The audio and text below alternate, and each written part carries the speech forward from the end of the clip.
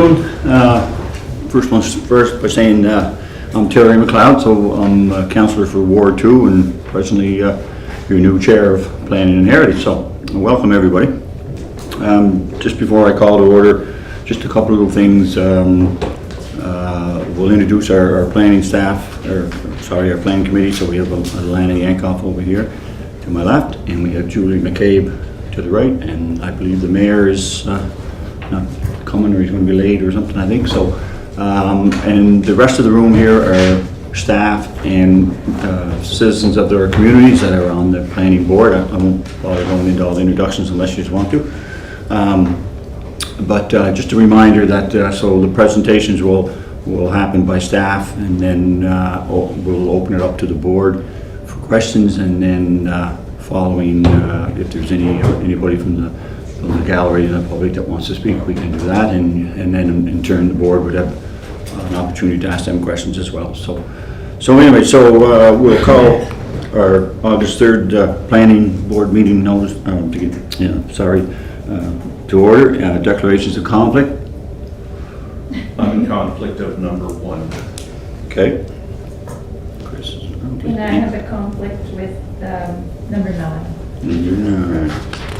It is received conflict of meeting room 3. And which one about? Prince Street. Oh, the 35 Prince Street. Okay. Okay, thank you, folks. So as we go into them, you can just step out of the room and we'll go from there. Approval of the agenda. We'll need someone to move and second that. Move it, Bob. Second by Alana. And also the adoption of the minutes. I'll need to move Julie and Basil. Okay. And then any business relating to the minutes. I see none. Okay, that's great. Thank you very much. We'll move into the reports. And of course the first one is a variance, Viceroy Avenue. So Chris, I guess you're out for that one. So this is a request for the following variances to permit 2 single detached dwellings on the lot, which is proposed to be subdivided into 2 separate parcels. So I'll let Emily carry on from there. Thank you. And welcome, Mr. Chair. Thank you. So good afternoon, folks. You all have considered this application on one occasion before, so hopefully this is mostly a reminder and a refresher of what's being proposed, and to let you know on what revisions have taken place on the part of the applicant. So this again is the Viceroy Avenue application. So the current request is for 1 minor variance to reduce the minimum front yard setback requirement from 19.7 feet to 18 feet. And 1 major variance request to reduce the minimum rear yard setback requirement from 24.6 feet to 15.2 feet. So again, a refresher about this property. So it is owned single detached residential. The existing condition of the lot is that it's vacant. It's comprised of mature trees and green space as well. The size of the lot, it's quite large. It's 0.42 acres in size, and it's got a significant frontage. It's about 330 feet along Viceroy Avenue. And it's an irregular lot, so it does have a shallow depth, which ranges from about 53 to 60 feet. So compared to the frontage, you know, it is a shallow depth. And the applicant, if this variance approval is successful, they're proposing to subdivide the lot into 2 parcels. So each being about 0.21 acres in size, and with a frontage about 165 feet along Viceroy Avenue. Again, a quick refresher, the surrounding neighborhood, we got West Kent Elementary School to the north. We have single detached dwellings on the east and west side, and some semi-detached and duplex dwellings to the south there. And just based on our analysis as staff using our QGIS mapping tool, several lots within this area. So I'm looking at like Viceroy Avenue, Goodwill Avenue, Admiral Street and Prince Charles Drive. So within that kind of block right here is kind of our analysis area. And there's several lots there that do have deficient setback requirements relative to the current zoning bylaw. So you'll remember the original proposal. It went before you in May 2021. It was to reduce the front yard setback requirement from 19.7 feet to 14 feet. So today they have improved the front yard setback by about 4 feet. Today they're looking at an 18-foot front yard setback, so it does represent an improvement relative to what was before you earlier, but they are maintaining the rear yard setback at about 15.2 feet. So you'll recall planning board deferred a resolution regarding this application just to give the applicant an opportunity to prepare a revised proposal that would require less variance requests. So here we are today with a revised proposal from the applicant. They had assistance from Sable Arc Studios, and the applicant and Sable Arc is here today to speak to the revised design if you have questions about it. So just to go through it, like a quick overview of what's occurred here relative to what was before us before. If you bear with me a minute. So they're still proposing 2 single detached dwellings on the lot, and the intention is to subdivide it if the variance is approved. They have reduced the width of each of the dwellings by about 4 feet compared to what was proposed before. So they're now down to a width of about 20 feet for each of the dwellings. Again, the rear yard setback continues to be 15.2 feet as previously proposed. The front yard setback, they've improved it by about 4 feet, as I mentioned, so it's 18 feet now, so that is a minor variance request. And it does meet the recommendation that staff had put forward, the 18 feet. We recommended that because that was identified in the front yard of adjacent lots in the surrounding area. They have done some improvements when it comes to green space, so they're proposing to retain 8 existing trees on the lot.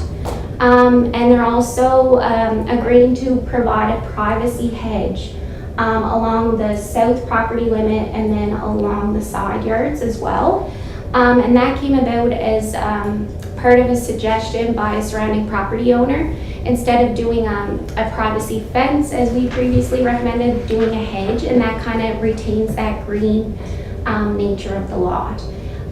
So improvement in terms of green space. The driveways, as recommended by Public Works, they have them going into the side yards there, and there is a significant separation distance between the 2 driveways on the lot given the massive frontage they have there. So it meets Public Works recommendations. And in terms of the height, they're proposing a height of 24.4 feet, so that's well within the height requirement for this lot. The maximum height on this lot is 36.1 feet, so it's well within that. So it's about a story and a half that they're proposing. So here's just some more views of the proposal. This is like an aerial oblique view. You can see the hedge they're proposing and the retention of trees. Here's an elevation where you see the height, 24.4 feet from grade to top of roof. And then this is a rear view of the lot, so if you were the neighbor to the south, this is kind of the view that you'd be looking at with the hedge there. So regarding this revised proposal, we put out a public notice providing 14 days to comment as required by the bylaw. We got 8 letters of objection. So very similar concerns as the previous one. So concerns with the impact of the development on the safety of students attending West Kent Elementary to the north there. Concerns with the existing traffic congestion, parking overflow, and safety on Viceroy Avenue itself, and largely during the school peak pickup drop-off times. Concerns with proximity to the dwellings to the south and impact on property values. The loss of trees on this lot, as I mentioned, there's several mature trees on the lot today.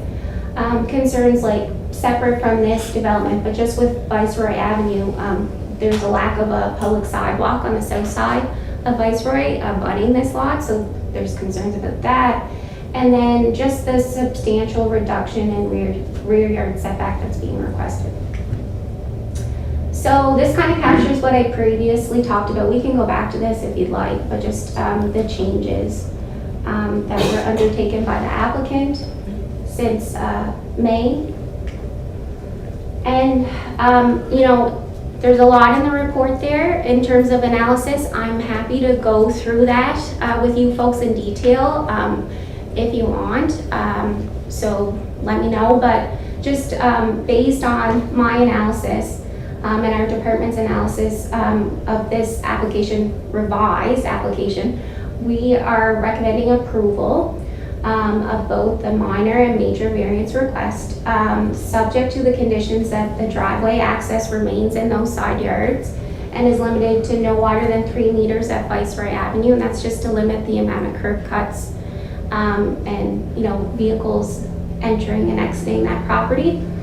And that they maintain this privacy hedge along the full extent of the south property limit, and then prior to occupancy permit approval, that's reviewed, this hedge, by the city's forestry and environmental officer, that it meets their requirements, and that these 8 trees, existing trees on the property, are retained. There's a lot in terms of analysis, but that kind of summarizes it there, and I welcome questions, concerns, and again, the applicant and their architect is here if you want to talk about design stuff with them. Thank you very much, Emily. Before we go to the applicant, I'll just ask if there's any board members have questions for Emily. I just need, You may, so yep. just a refresher for me, because so she's looking to put 2 homes on this lot. Yeah, She could put 1 home on this lot, right? yeah. And I guess my concern when I read the report, Emily, it comes back to the road safety part with our police that have come in to say that there is concern with traffic on Right. Viceroy Avenue in the morning and the afternoon. And I guess I know when we did this and we talked about Stone Park being the similar situation with so many cars picking up and dropping off kids, and I know it's only 2 houses or whatever, but there's concern that's been identified with regarding the traffic, and these are little kids. We're talking kindergarten and grade 6. So, you know, and our response to that is, well, that's a school problem, and it might be the school's problem, but at the same time, it could definitely impact the safety. And for me, I'm a little bit caught on that piece. The Yes. safety piece for me is very important. If we're going to do something, I prefer to have some of the other issues done and dealt with properly before we start assuming someone's going to take care of a problem that everybody's saying is going to exist. Understood.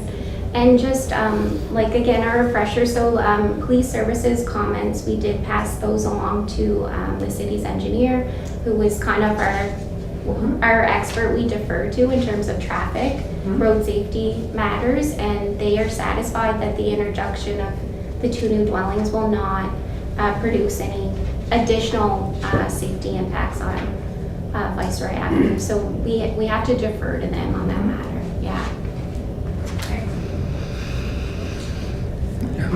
That's What what did you it say the height of the house was?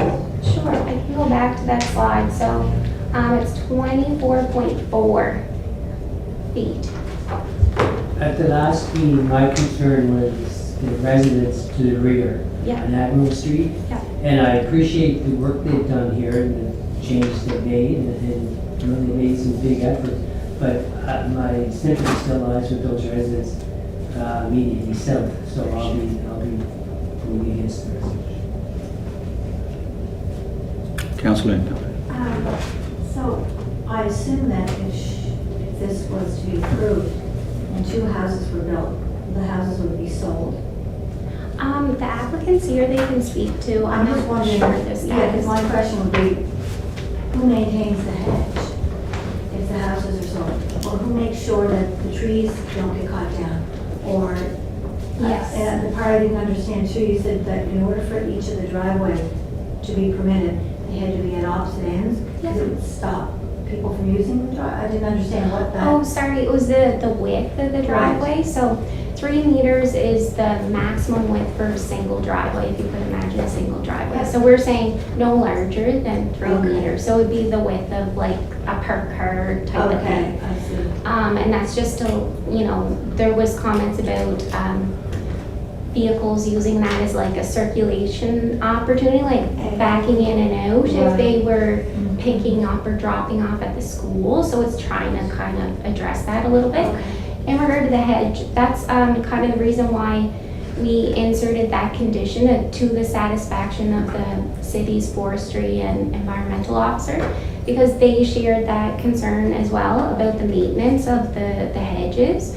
So one of what we can do as staff is put a condition in the occupancy permit approval saying the property owner, whomever it may be, must maintain that hedge, regular maintenance, watering, making sure there's the soil is adequately provided, that kind of thing. So we would be working with them to make sure we get a good condition in there so that it has to be maintained in the future. Yeah. And what is permitted as of right? One house? So actually, regardless, they would have to seek variance approval because of the shallow depth of the lot. So as of right today, they would still, even if they did one dwelling, they would still require variance approval to get it on the lot because it has such a limited depth. So it's hard to meet that front and rear yard setback requirement. And just one more question. Yeah, sure, go ahead. If they did it as of right, would it be a minor variance this time or major? If they reduce the rear yard, so right now that's the issue area, right? The rear yard.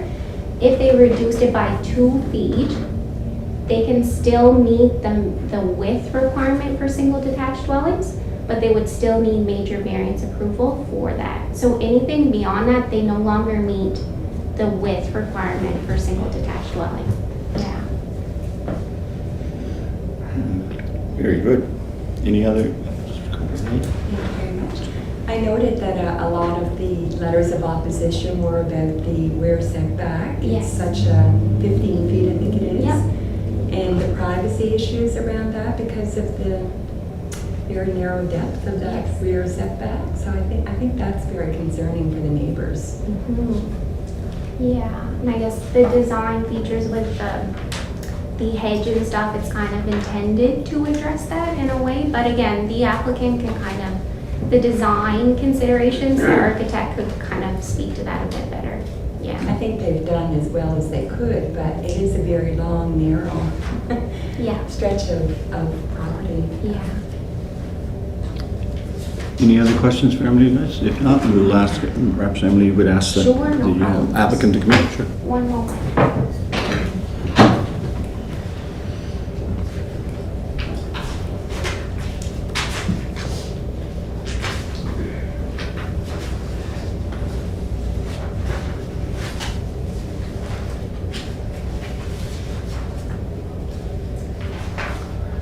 It is a nice design.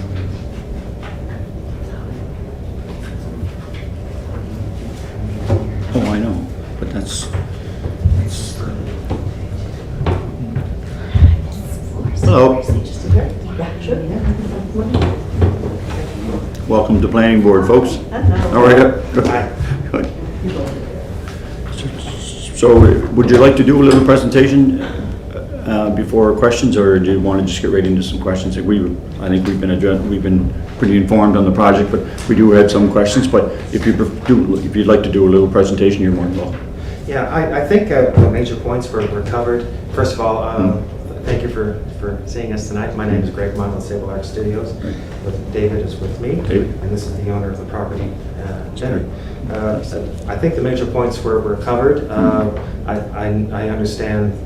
I would just want to say about the setback in the rear yard is we have designed this in a way that you're not going to have backyard to backyard activity happening, that the yards are so long that your actual backyard is the side yard.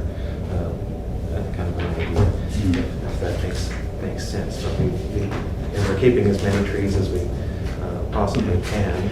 Do we have a picture of the back? And can we? Probably, I can this bring is, that up. Yeah, sorry, Susan. yeah.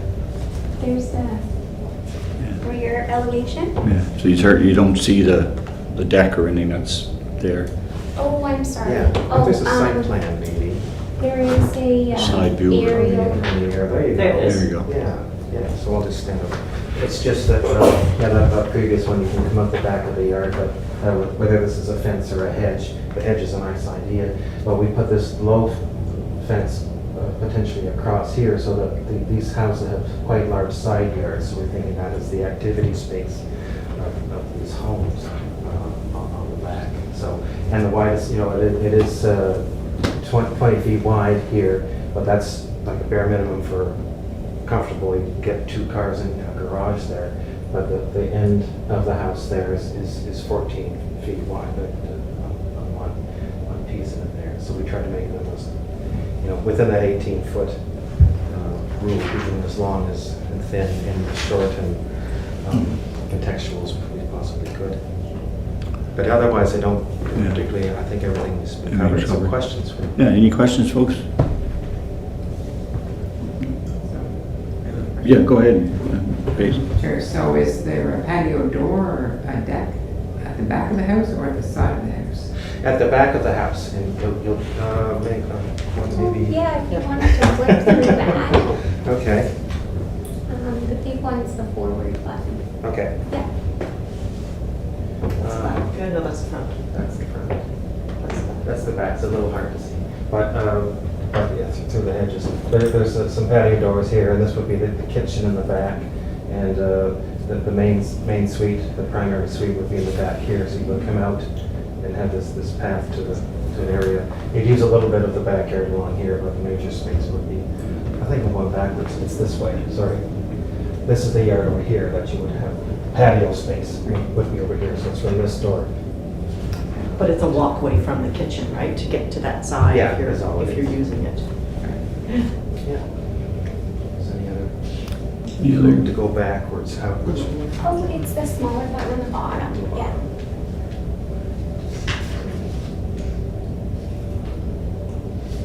There we go. Yeah, we're showing potentially a little patio bay here, but really the yard to play in would be more on that side. Councilor Yankoff, did you have a question? No, my question. Emily answered it, did she? Okay, just making sure, okay. Any other questions for the fine folks? No? Okay, thank you very much for coming in. Okay, thanks very much. Thank you.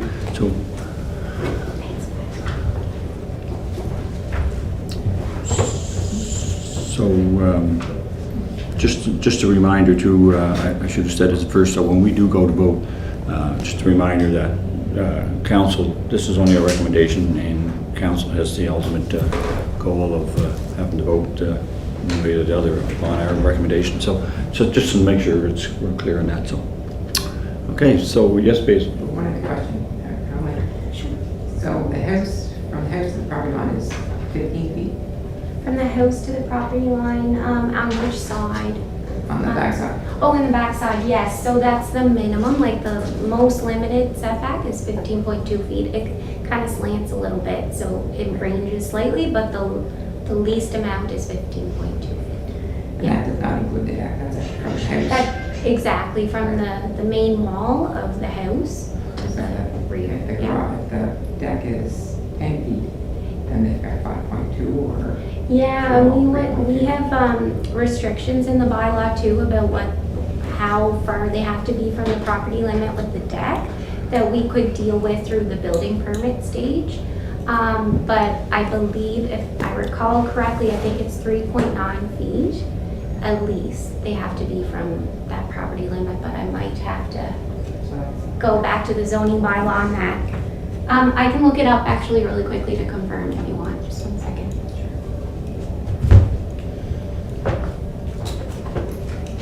Section 4.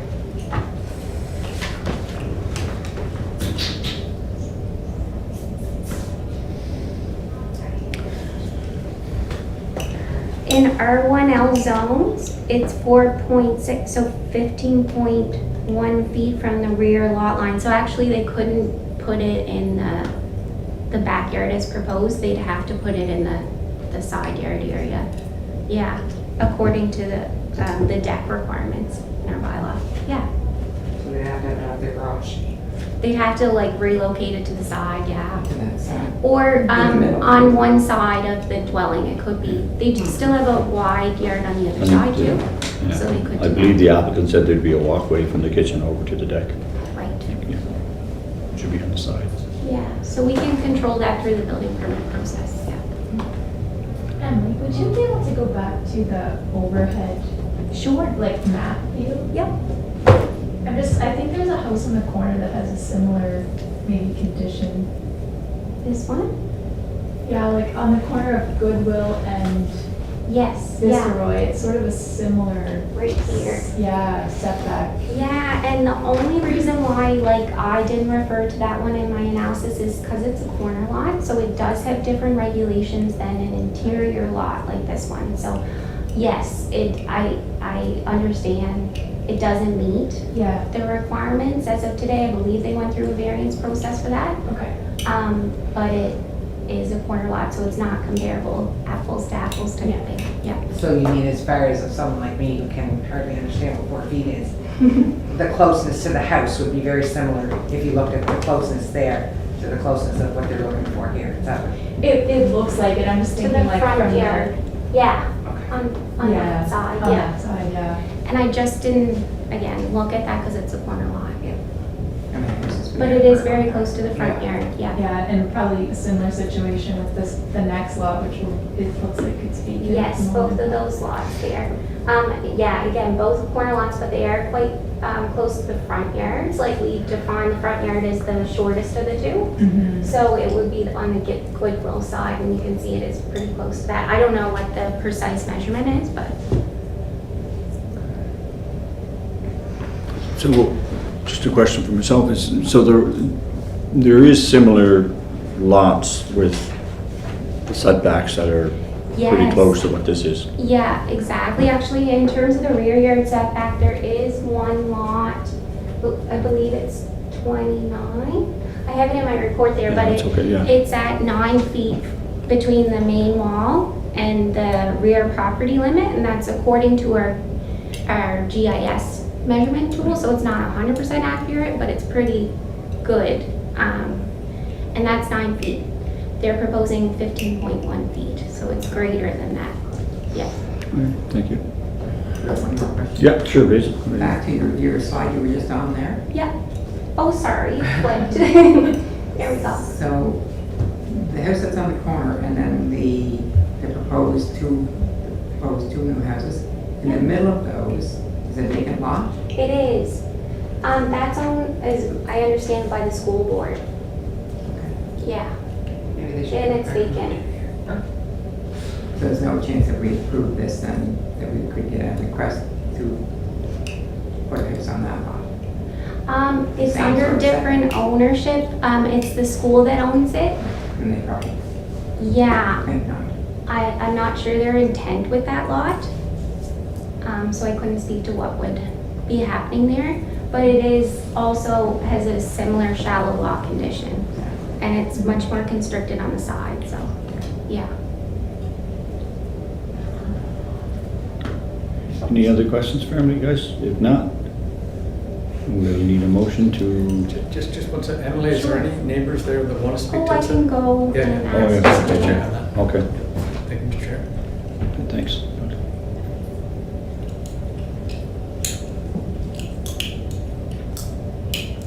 It is tight, there's no doubt about that. But then again, if you look at that area, right, there's a lot. Look at your lot. Yours, like, you know, you're crowded there pretty well too. You mean on Spring Street? Like that whole area, really, they're not big lots. We do have one resident that would like to speak. Hello. Hi. Hello? Hi. Welcome to the planning board. Thank you very much. If you just mind introducing yourself and roughly what area you live in. Sure. I was here last time. My name is Dr. Tess Miller, and I live at 40 Prince Charles Drive. Thank you. And before I begin, it's very difficult when you're sitting out there to hear and see people. So there was a presentation by Emily, right? Yes. Emily, there you are. Yep. Can't even see you. Don't even know what you look like when we're sitting out there. It's very difficult to hear when people are back here, and the camera is gray, so I can hardly. I don't even. Again, if I saw you on the street, I wouldn't know who you are. So. And you've done a presentation, and I'm sure it was wonderful. However, the public, which is what this meeting is for, have been excluded from most of the presentation. That has to change. Yeah. We're the public, and that's why you're having this meeting, to have consultation. So I ask you, before I even begin talking or questioning about this proposal for change, that you reconsider how the public engages with your presentations or with the meeting and stuff like that. It's just, we're in the 21st century and this technology is available, and I know it's just probably a budget item for what you need, but the technology is there. And so I do ask you to try to do that change, so the next time that we are here, that we actually can see the people who are presenting. Just to let you, it is in the works. That's good. This whole room is getting That's good. That is good to hear. So I will try to speak loudly so that the people who are out there can hear me, and I hopefully that they know who I am because I got up and left my seat. So just to sort of see where I want to actually begin with this. Well, I think that the first point, or where I want to begin, is when I was reading the bylaw.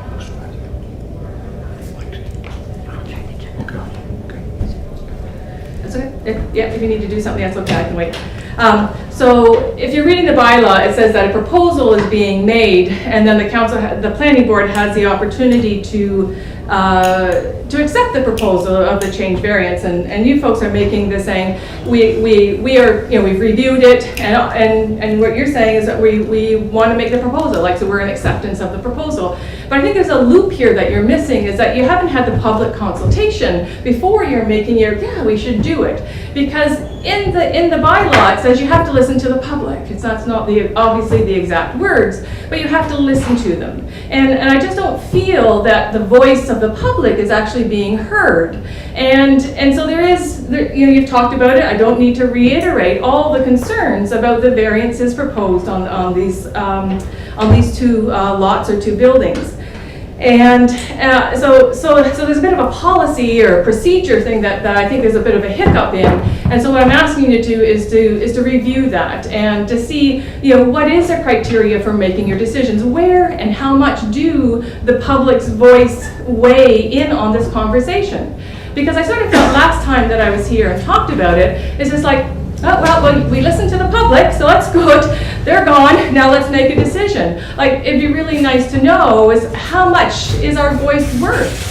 How much is it worth for me to leave work early and to come down here and chat with you? How much is it worth to look at my neighborhood that I live in and my neighbors whose homes that these are proposed on to be, it changes a neighborhood. And I don't think that that's necessary. The public is saying that these variances aren't acceptable. Yes, and you mentioned that in the past there was a variance that was similar to that, but that's history, and that's going back but going forward, we need to follow the policy and the procedures that have been set forward. And if you just give me a minute to review some of my other points that were put forward. You mentioned that the city engineers were satisfied with the safety issue. And I'd like to see that report, because I go down there on my bicycle, and by George, it's dangerous. It is dangerous, and I even video recorded it, and I can certainly pass it on and share it to you one day as I'm going along, and there's people coming all over the place, even on the other side of the darn road. You can drop the kid off, pick up, and then you have to swerve over, and it's just a bit of a zoo. So trying to put additional housing on that is really going to cause problems with the school. And I think in the last time that the school and their opposition to the variance, the letter was, well, they didn't say a whole lot. Well, because the email was from the principal. And so I don't think that they are, it's holidays or awares, principals go under COVID right now. That poor woman who's a principal at the school is probably so overwhelmed that, for her to even sit down and think about, somebody's property on the other side of the road is probably not even a conversation that she is able to even, give a whole lot of thought to. So I really do think that you need to involve the school board a lot more than what you actually have. Again, for the well-being of the children that are going to be going up and down that street. The other issue that you sort of mentioned about the trees and the well-being of the, sort of almost made me laugh is because yes, there's existing trees there and there's going to be hedges. That's how they, modified the proposal. And so the good question, I can't remember who raised it, is it's like, well, who's going to maintain that after these houses are sold? The new owners are going to go like, yeah, you know what, I don't want those hedges, I want a fence. So that's going to happen, and who wants to be policing that? Do you guys want to be, set somebody out so that now we got to set this police force that these hedges are maintained and they're looking nice and these trees haven't been cut down? So again, so it's creating more work for yourselves. So why are you doing that? Why not just turn the proposal down?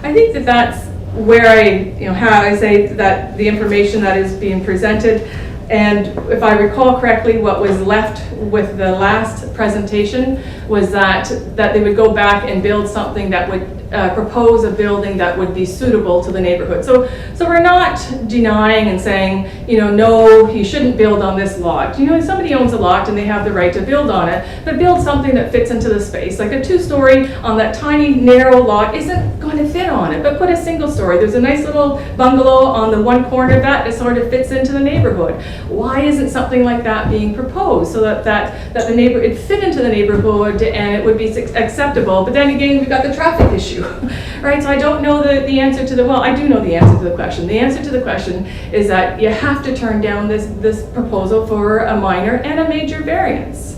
It's just, you can't do it with all the concerns that have been raised and the voices of the people that are sending in emails. And also, this is an August meeting, and so a lot of people on my street and my neighborhood are all on holidays, and so they've missed it. And if it wasn't for a neighbor who had contacted me, whose house that this proposed house would back onto, I wouldn't know about it either. So I've made a trip back from my cottage to come here today to be able to speak to you. And so I think the timing of it is not quite right, and I don't think it's up front. I think it should have been held on to the September when people are actually around and you would have more voices other than just my own here. And hopefully that somebody else in the audience will come up and speak. So if anybody has any questions for me, I'll certainly entertain them, but I think you've heard my voice. Any questions for Dr. Miller? Anybody? Any concerns? Okay, thank you. Good, thank you very much. I look forward to the new technology next time. Yeah, thank you. Just double check there's no other. Yeah, let's see if there's anyone else. Yeah, sure.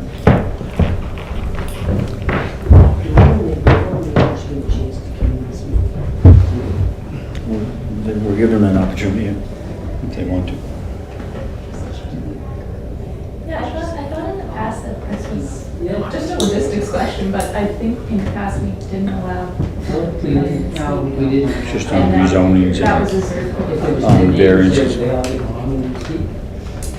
Yeah, we'd be here. Stand here. How are we doing? How you doing? Good to see you. Great. Good. I'm Pat. Hi Pat, how are you? I don't know. I just had a couple of questions. If somebody could, because it's really hard to hear out there. Yeah. And some people were good, and some people couldn't. I don't know what they were saying. I think that the architect that came and represented whoever is trying to develop it, they said something, and you can correct me if I'm wrong. Did they ask that most of the yards for the homes on the south side of Admiral Street, that their yards are on like the side of their homes? No. Sorry. No, we'll go ahead. No, that's fine, because I didn't, what did he? I think he was saying these new properties, most of their Oh, yard you would be guys- on so the you can't side see that. property. Say that And again, you could I'm do, sorry. The new homes. Oh, the new homes. Would have most of their Okay. yards. They wouldn't have a backyard, they'd have side yeah, yards. perhaps Emily, you could bring that Sure, back. I can just, sorry. No, that's great. You couldn't, like I said, you can't see that on the, okay, great. Yeah. So there's a walkway that comes out from the back and it goes to the side. Right. And that's where they're proposing most of the activity will happen, is at the side of the properties, not behind the properties. So, and I guess another, I don't have a lot of questions. I just, we have several properties in and around there that border on that. So the only difference between this proposal and the last one was where it's set back on the front. Is that correct? Like in Yes. terms of the build Yes. itself, Yeah. am I right in saying And that? hedge instead of a fence. The hedge, I think one of the neighbors I was just saying, suggested. so at the end of the day, The trees, keeping the There's a trees. few- I can kind of show you a summary of the changes. yeah, it's just a lot of fluff, right? But from a structural standpoint, what you're talking about is that the only change from the original proposal is that it's 4 feet removed, probably to line up with the other homes in the street. Is that, would I be correct in saying that? Yes, yeah. If you Yeah. don't mind. No, you go ahead. Yeah, so, and sorry you couldn't see this. No, it's okay, you just can't- you This can't see slide any of is that. helpful for you to see the changes. So Sure. they're continuing to propose the 2 single detached homes, but they have changed the front yard setback. So it was previously 14 feet from the front yard, now it's 18 feet, so they've reduced it. Yeah, and the rear Or setback's improved the it. same. The rear setback's the Rear same. setback's the same. The dwelling width has been reduced to accommodate the front yard setback change. And they introduced the Yeah, that's retention. fine. I don't care. That's okay. You don't have to, no, it's all right. I'm not trying to, I understand. But the major difference in the structure on the property is all under the, it's The just, structure has underwent, Sable Architects are here. They could speak to the design changes. no, it isn't about the design, and it's not about the height. It's just about the setback, like where the front and rear Okay. setbacks are on the bottom side. Yes, That's so what I it's mean. the front yard setback Yes, has so been that's- improved so that's by what they 4 changed. feet. Yeah, and the back. So my only question is, how do you, when you're making a determination of whether you're gonna approve something or not approve it, how do you deal with a major setback? Like how close is too close to somebody else's home? We go through an analysis, we went through today. So we Sure. look at the context, the surrounding area context. We look at the official plan policies, the zoning bylaw regulations. We look at comments from surrounding property owners. So And it's, based so it on is all those subjective then, right? inputs- It would be very subjective, would it not? Would I be wrong in saying that? No. Based on that, those inputs, we make a recommendation as staff. Sure. Planning board can support that recommendation or recommend it be refused, and it goes on to council for a final resolution from Yeah. there. I'm not, like at the end of the day, the person's trying to develop their property, right? And, you know, I understand that, and I'm not here to try and squash it completely. My issue is just that how close is too close? And I don't know, I don't have the answer, and that's why the bylaws are the way they are, I guess, to make Exactly. to terminate. But then it seems subjective, right, in terms of what can happen, what can't happen. And the only other thing I would say, and I'm not gonna get up here and say what somebody should or shouldn't do, but would you do me a favor? Can you go back to the streetscape or whatever you call that of all the places, of all the homes in that area? There you go. So, like I said, my major issue with it is the rear setback, the proximity to the properties in behind. Obviously, the school there is really busy. I don't know. I'm not a police officer. I'm not a traffic controller. I don't know what impact that has. But as I understand it, the person up until, unless it's changed, this property and this property and all this property is owned by the same person. Mhm. So, like, if nothing else, if you're gonna do anything, why not put it behind her properties? Oh, it is behind her property. We'll put them both there. Yeah. Like she's, I think, the second and Or last whatever it house. is. Do you understand what I mean? Instead of infringing on everybody else, right? Or like something that works towards that. Or I don't know, like I'm not here, I'm not a planner, I don't intend to. Yeah, so a few minutes ago, Pat, we discussed that there is a property that only has a 9-foot setback. Yeah, right up in the corner? Yeah. Yeah, So, but like- I think you said it's got a, like, sorry, what did you say? It's got like a side yard, or it's got like a corner lot or something like that? So there's an interior lot which is comparable to this one in terms of zoning bylaw requirements, and it has a rear yard setback of 9 feet. Which one is that there? Can you? It's in Which one my it is? report, and I can just pull it out for you, just 1 second. So it's not these two, it's this one? Or? Just bear with me one moment here. So it's 25 Admiral Street. This one right here. So this here, so that there is standard building lot right now? Pardon? That there is a standard building lot right now? That's a vacant lot today. So somebody has no problem getting a permit to build on that? I'm not sure what the current owners or future owners intend. Right, but what I'm trying to say is that not, basically what you're saying here is that that's the same thing, but there's nothing built on that vacant lot, right? Right. Yeah. But there could very well be someday. And Again, they have to get a but permit, it's a and school. they go through this situation. No, right? you wouldn't. Yeah, They would so have it's to a do the little same. bit, it's really not the same thing. I know what you're saying. Yeah, the school owns that, Yeah. The school owns the vacant the vacant lot. parcel there.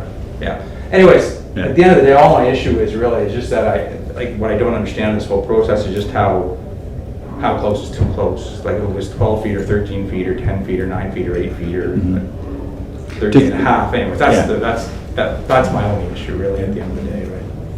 Would you like to touch that, Alex, as to like how neighborhoods work with how some backyards are so close to the others versus, like, you know, the older communities have a tendency to be smaller, closer setbacks, but. Yeah, you're looking at all of that context in regard to what the existing building form is in that area, and it's up to you folks as to whether you feel that it's similar or whether it's, you know, sufficient to be able to accommodate it. They're different than downtown there. It's more suburban there. Yeah, so I guess it's kind of an average of the staff and does an analysis of the area and the size of the lots and setbacks, and if there's anything similar, then that would mean something, or if there isn't, and then according with our policy, and part of our policy is the lot infill, where we're you know, there is a policy where we're trying to do an infill of lots and empty lots. People need homes. These are single-family homes, you know, other neighborhoods have. Oh, listen, I understand this you know, balance. I'm not but at the end of the here to, day, I'm not here to but just so I'm just trying to explain, you know, how you get to what is too close and what isn't. Well, depending on where it is, kind of dictates that as well. Older lots and smaller lots, and even now, going into the future here, we're seeing small lots coming back again, and because of the price and affordability. So, anyways, that's all when I read it and I came, the only reason I came, I've never come before, but it just didn't seem like when I got the whatever the paper here, whatever it is, it's just it didn't look a whole lot different than what it was the first time, right? With respect to especially obviously lighting, and obviously it's not, because the setbacks in the rear is the same as it was the first time. Well, we respect your comments. Anyway, that's great. Thanks for your time. Thanks for coming in. Thank you. Thanks. Bye-bye now. Is that it? There's nobody else, hopefully. One last check. And so. Just 5 minutes. Yeah. Just, right, it's just that they should just state their concerns, and they got 5 minutes. And then, We shouldn't have to explain the planning process to them at this stage. We shouldn't have to explain the planning process. Right. It's just let them make the comments and thank them for their input. I'm going to grab their Why didn't this go? Why didn't it go? It's just a variance. Just because of the variance only. See, variances are, zonings have their own public meetings. Yeah, it's only rezoning, it's right. Good evening. How are you? Good. So, just before you start, so this is the planning board. Welcome, thank you for coming in, and you got 5 minutes. Okay. Good time. Yes, Ian McLeod, and I live at 31 Admiral. And I would just like to point out that and determine that everyone is aware that if there's a 9-foot fence at the back of our lots fronting on Admiral Street, how it'll impact those existing lots already. My neighbor to the east, from her back deck to the fence would be 4 feet. My neighbor to my west, from his back deck to the fence would be 7 feet. They have currently 3 children in there. Continuing up the line through the 2 duplexes, 3 of the 4 have children. They'll be the same scenario, approximately 7 to 8 feet from the fence. All their swings, their trampolines, whatever, they'll be all gone, and we're blocked by this high fence. All the trees would be taken down along that line. We've got about 20 heritage, 60-foot heritage trees through there, and all those trees will be taken down for the benefit of putting up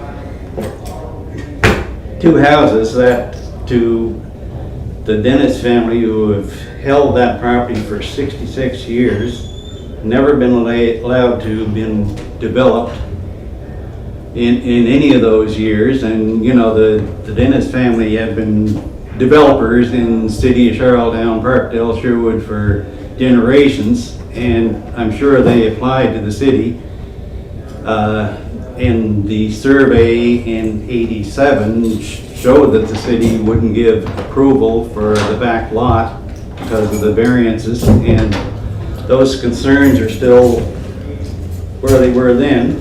Why now? That's all I have to say. Thank you. Thank you very much. There's just one last gentleman. Okay.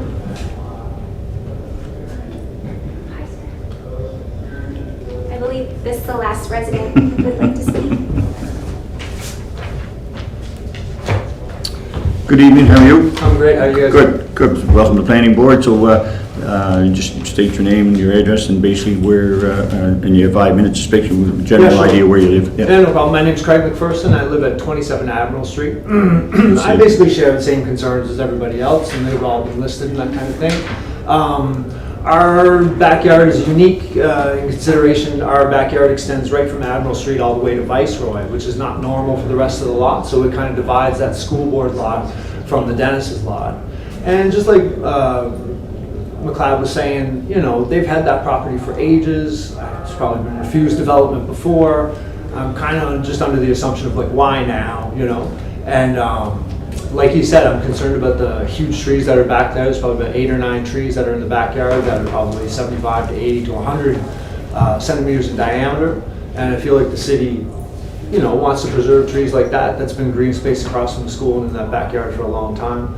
My other concern is just how close in the diagram their driveways come into our actual property. You know, we have kids that play in the backyard and stuff like that, and I'm just kind of concerned about that. I think all the major concerns have been stated. I guess I just wanted to show that I actually cared enough to come in here and say something about it, that's all. No. That's all I have to say. Thank you very much. Thanks. That's okay. Thanks, you guys. Is that it? Good. Okay, so moving forward, guys, we'll need a motion for either to agree with planning board's recommendation or to deny. So do I have a motion? Anyone want to make the motion to go one way or the other? It's a tough one.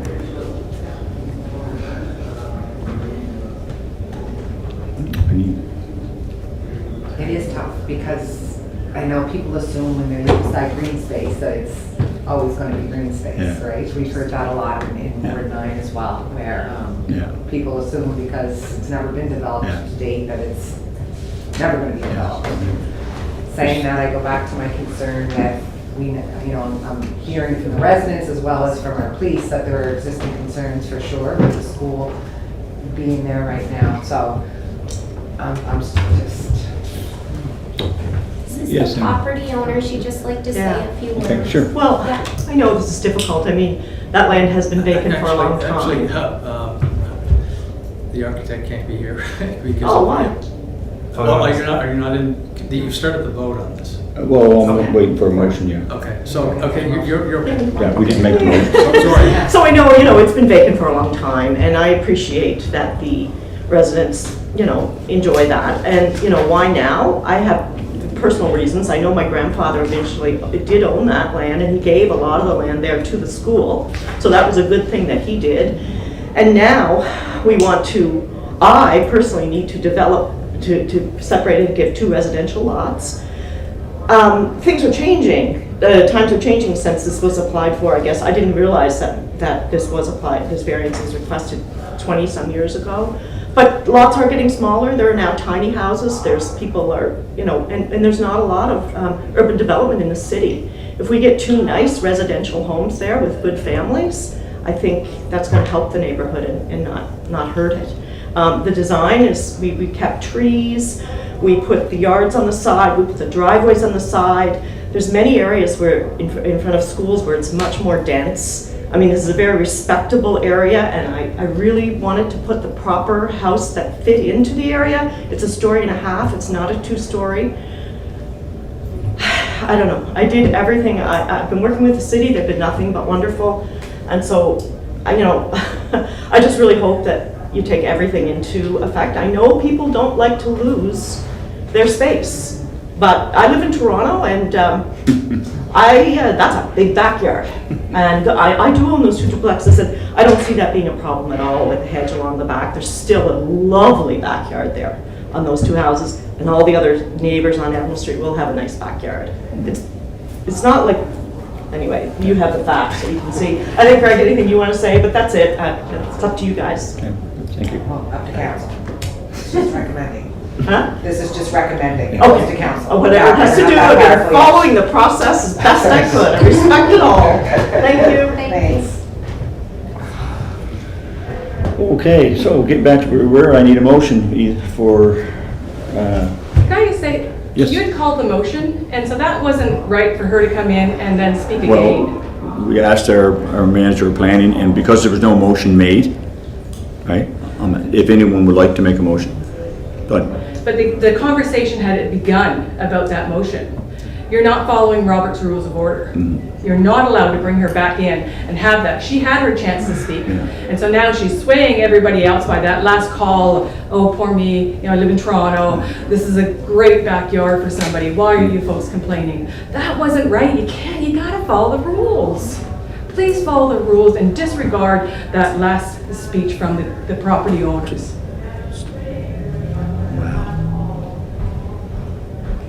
okay, back to the motion. I need a motion, folks, one way or the other, Well, I already indicated that they're voting against the application, So so I'll make a motion to deny to deny the application. staff's recommendation. Yes. I'll second it. Okay, so we have a mover and a seconder. All those in favor of the motion, please put up your hand. We got 1, 2, 3, 4, 5. And against, we have 1. So 5-1 for denial, okay? Thank you very much, everybody. Oh, hey. Actually, we can bring Chris back in there too, Emily, if you don't mind. And Chris was out there somewhere, Fournier. He can come back in now. Yes, yeah. Yes, we're going now too. You're with us? Okay, the second application is 14 Athol Drive, pin number 589697. Emily, you're up again. I'm up Thank you. again. So, do my best to make it short and sweet, folks. So, this application, 14 Athol Drive, I'm just gonna shut the door.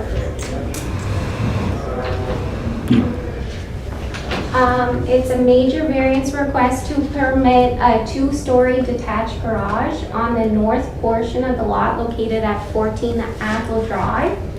The major variance is to increase the maximum permitted floor area from 750 square feet to 2,400 square feet and increase the maximum permitted height from 17.5 feet to 27.7 feet. So here's a photo of the property. It's zoned single detached, R1L. As you can see, there's a single detached one-story dwelling on the lot today with an attached garage. It has a baby barn in the back of the lot as well.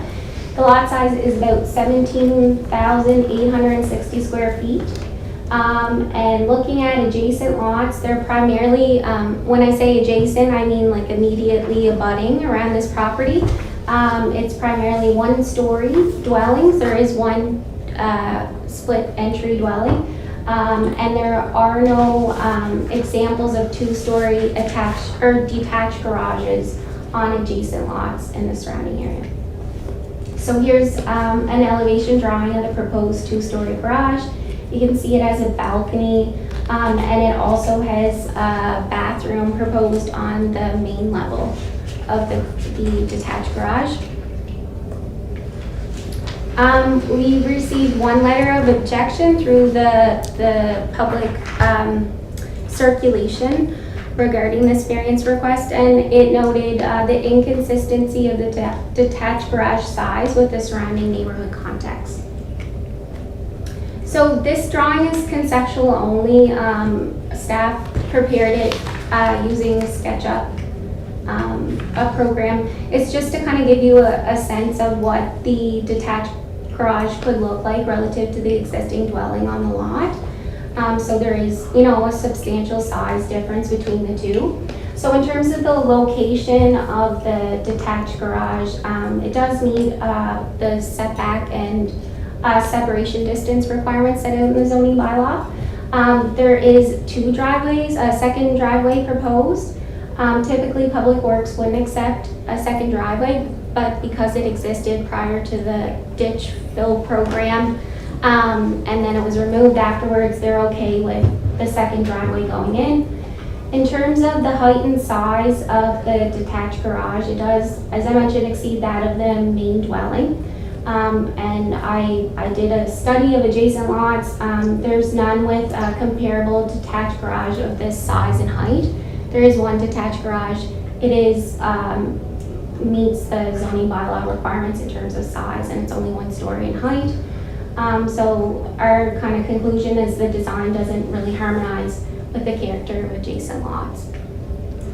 And just, a reminder for you folks that on July 12th, 2021, there was first reading approval of recommended zoning bylaw amendments, one of which, and it was supported by planning board as well, and that is to limit the scope of major variance requests so that it's limited to regulations like lot area, frontage, setbacks, heights for permitted uses in land use zones. So that's section 9 through 43 of the bylaw.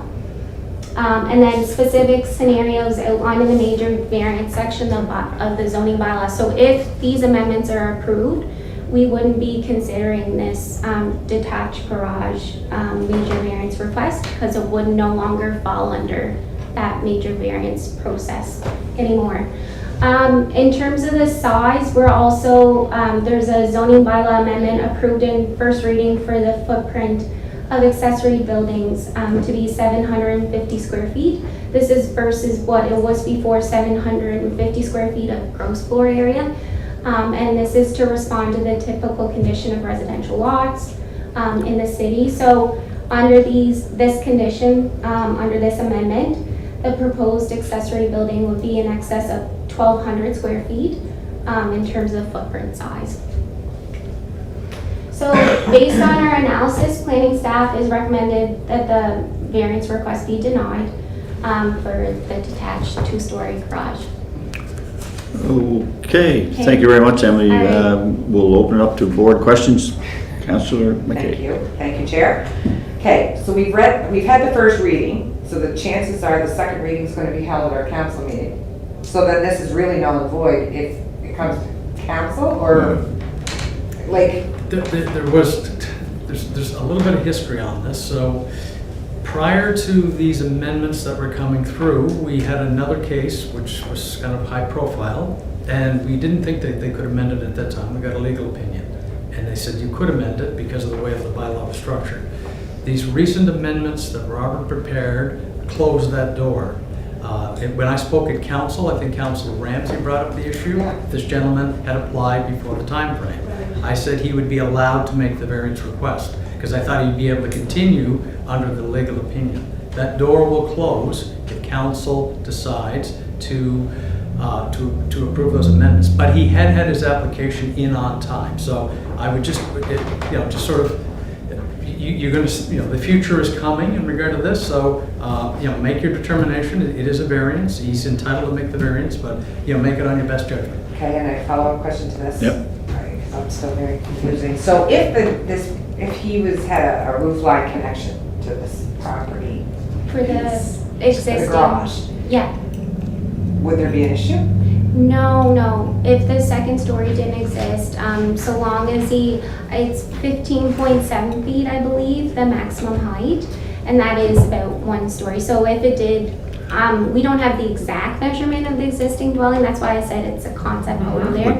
But around that It would be height, approved it would as be of right. approved as of right, yeah. But because it's Well, detached, it's not. subject to the footprint being limited to 750 square feet too. Right. So he has to also reduce the footprint a little bit. Instead of 1250. Yeah, like right now it's 1,200, so he'd have to reduce it to the 750. And we've had so many applications where people are just going and doing things, and this guy's trying to do something right. Is there a way we could say if he reduces his footprint to 750? Well, I think the thing you have to be careful of is, moving forward, what can of worms you're going to open up, right? Yeah, you just have to deliberate on, he's asking for something, and so you have to deliberate on what he's asking for. But is he aware also that the second reading could be that same night, which would squish everything? Well, no, he's entitled because of, he got his application in before all of these started. So he could still be amended even if we pass that resolution on that? Well, it's depending on what you do here this evening, and you send it to council on Monday night. So it would still be considered even if we have our second Right, reading? right. If second reading's before this application goes forward? Yeah. He got in the door before those amendments, so you deliberate on this one. Any future ones are going to be. I won't even see it. Well, exactly.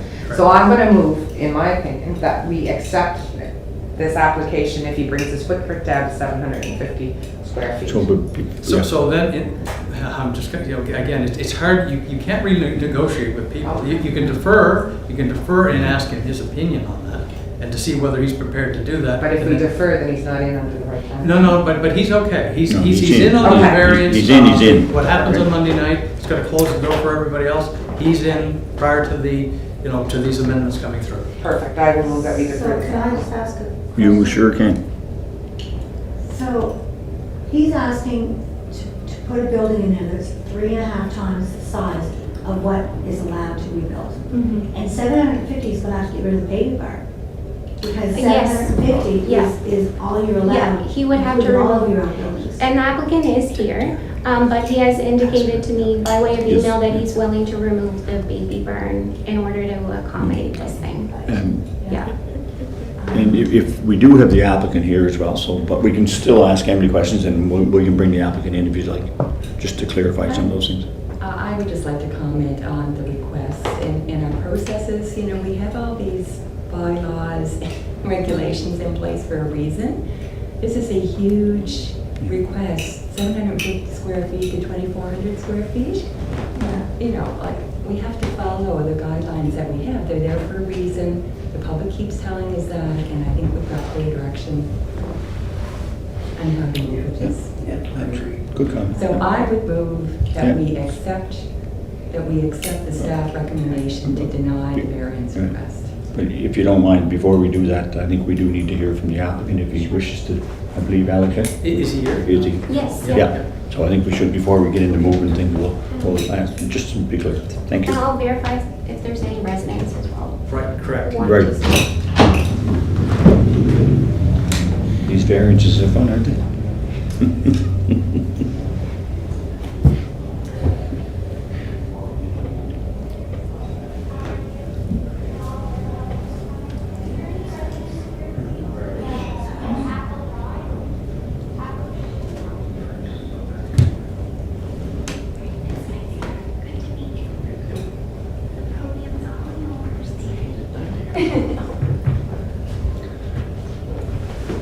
How you doing, Mr. Driscoll, how are you? I'm great, how are you? Pretty good, welcome to planning board. Thank you very much. You got 5 minutes, sir. Yep, no problem at all. First of all, I appreciate you letting me come in here and speak. I know on face value what we're asking for seems to be exorbitant, but just a little history on myself and my family. We moved to West Royalty 12 years ago, purchased this bungalow, and at that time we moved there with our 8-year-old son, who's now 20, and our 9-year-old son was born in Athol Drive, is the only home that he has known. The area itself, we kind of fell in love with. My wife has grown up in West Royalty. I grew up at the east end of Charlottetown, so when I moved out there first, it was going to the country as far as I thought from growing up in Cumberland Street in Charlottetown. But it's grown on me as well, and the city appears to be moving out to me, so it's been a win-win situation for all of us. But as things have gone on, our house is kind of, with the boys getting bigger, we kind of lost the use of our basement to our eldest son. And when his older brother doesn't let him downstairs, we lose the upstairs spot to our younger boy, who's turning 9 in October. Adding to that is the fact my wife is now working from home due to COVID and for the foreseeable future. So for her to find a spot to work from home is quite challenging. When their boys are home playing video games or watching TV, it's hard for her to concentrate and get her work done. So the answer to this question that we've been kind of struggling with is, what's our next step? Do we move, which is option number 1, or do we build a detached garage?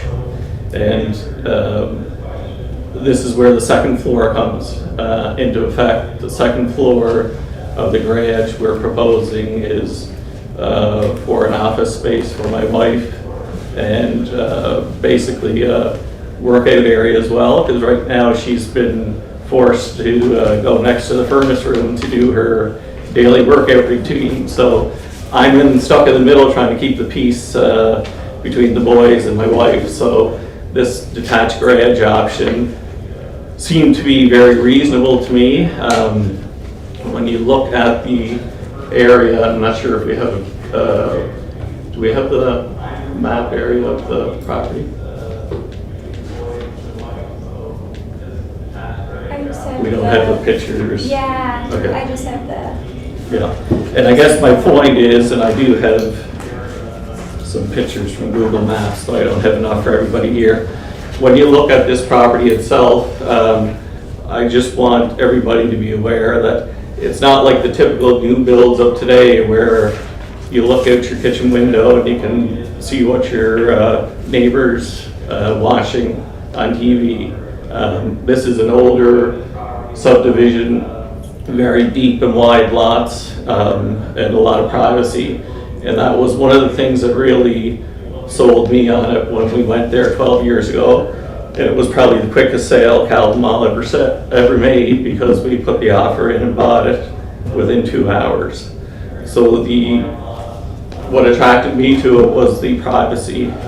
There is tree lots to the left of the property and the back of the property.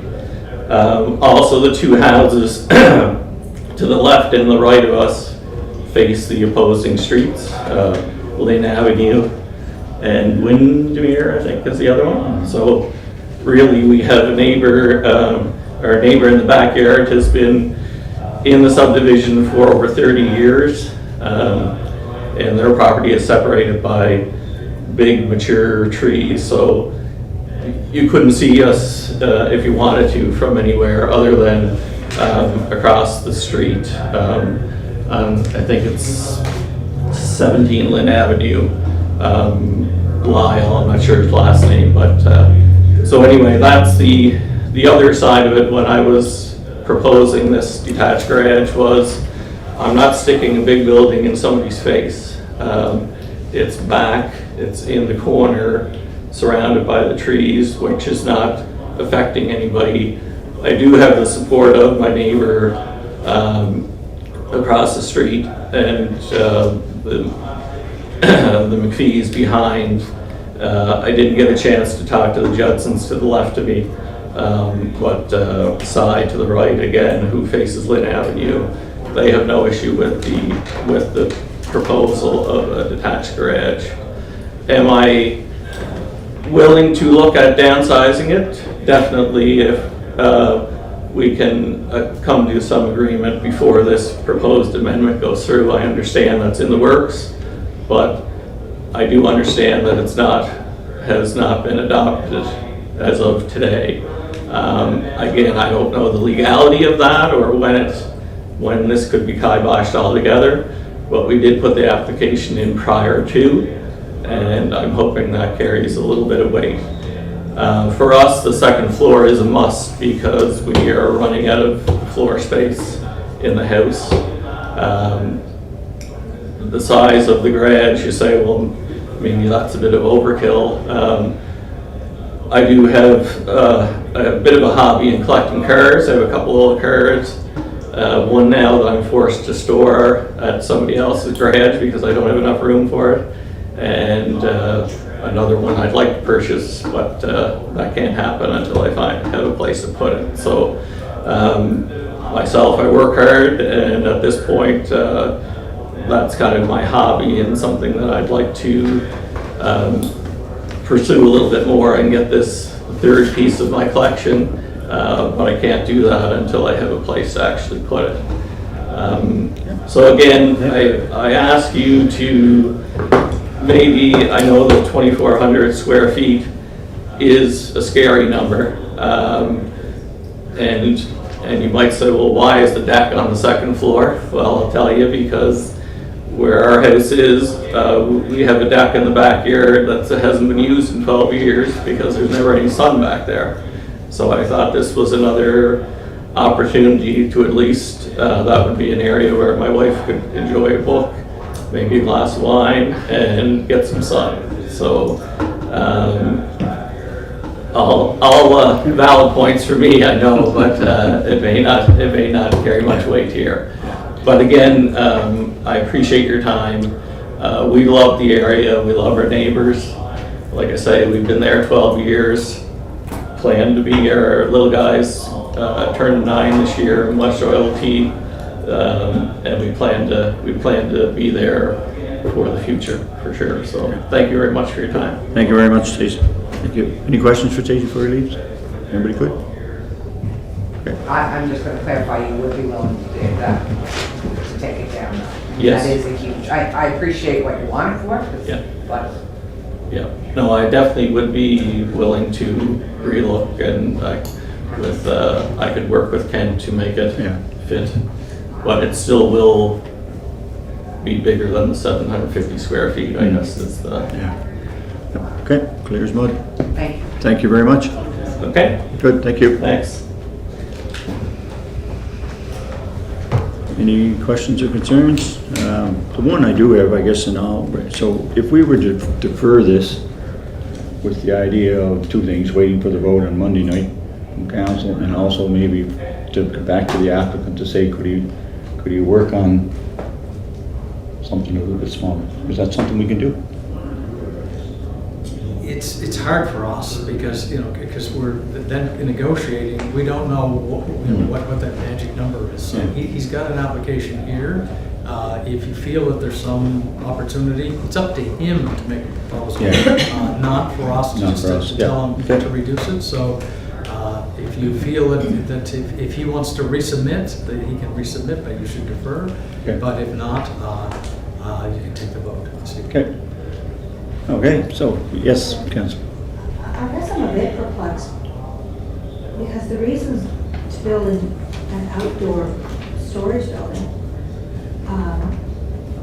aren't the reasons that, from what I understand, he and his partner are running out of space. They're looking for a rec room, they're looking for a workout room, they're looking for a place to sit on a deck.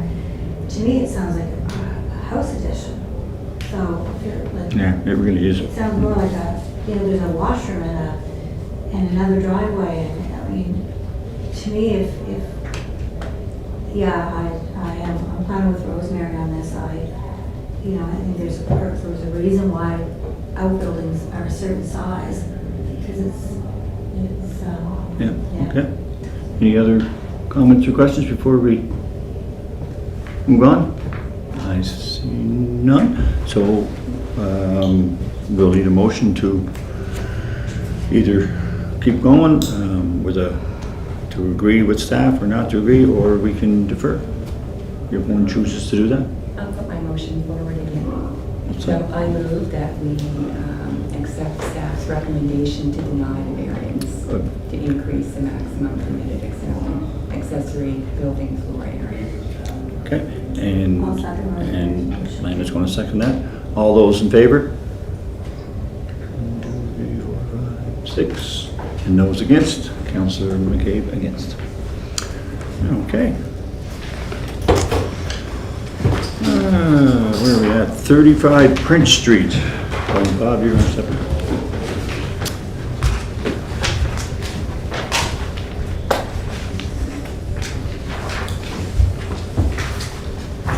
Oh, Robert gets the legal non-conforming use. Yes, I do. Thank you. All right, so thank you. Welcome, Mr. Chair, I guess, being the new chair of the planning board. It's quite the role you've stepped into. Yeah. So I'll be discussing the legal expansion to a legal non-conforming situation at 35 Prince Street. So this has actually been before planning board and city council a couple of times throughout the years. Previous owners have looked, they're operating an eating establishment from the building. It's zoned downtown neighborhood, which would permit residential use and does not permit for restaurants. However, the fact that it existed prior to the passing of the bylaw, it has continued to be used as a legal non-conforming use as an eating establishment. The applicant is now looking at expanding the legal non-conforming use by applying for an amendment to the development agreement that's registered on property to allow for serving of liquor. So we see that as an expansion of the use, since it's an intensification, since now you're increasing restaurant operations by serving liquor.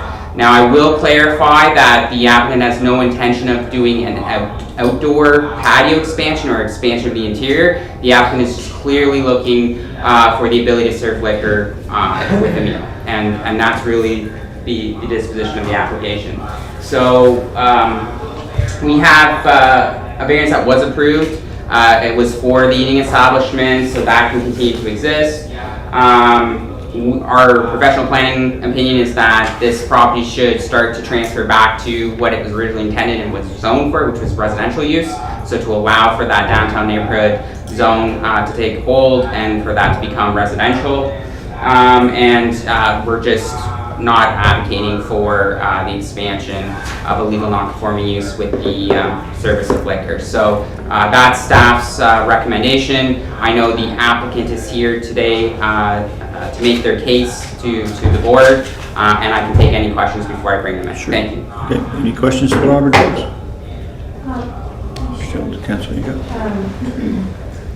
I did call this before us, even in my time again, and from what I understand, the goal is more so for eventually this to be returned back to its original use. Is that the idea? Yeah, I think at first it was Eddie's Lunch many, many years ago. Yeah. Yeah, just a little convenience store within. Yeah. So I see you don't have any positives at all in your recommendations. You just have shortcomings. That's correct. Just looking at that, so. Yeah, I won't be able to support this. I'll have to go with staff's recommendation. Yes, thank you, Robert, for your report. Just a comment, I guess, like it doesn't seem like granting them a liquor license would really change anything, like as long as they're a restaurant, like they're gonna remain a restaurant, and to go back to the former use won't happen until they vacate that property. So I don't see what granting the license affects necessarily in terms of the current occupancy.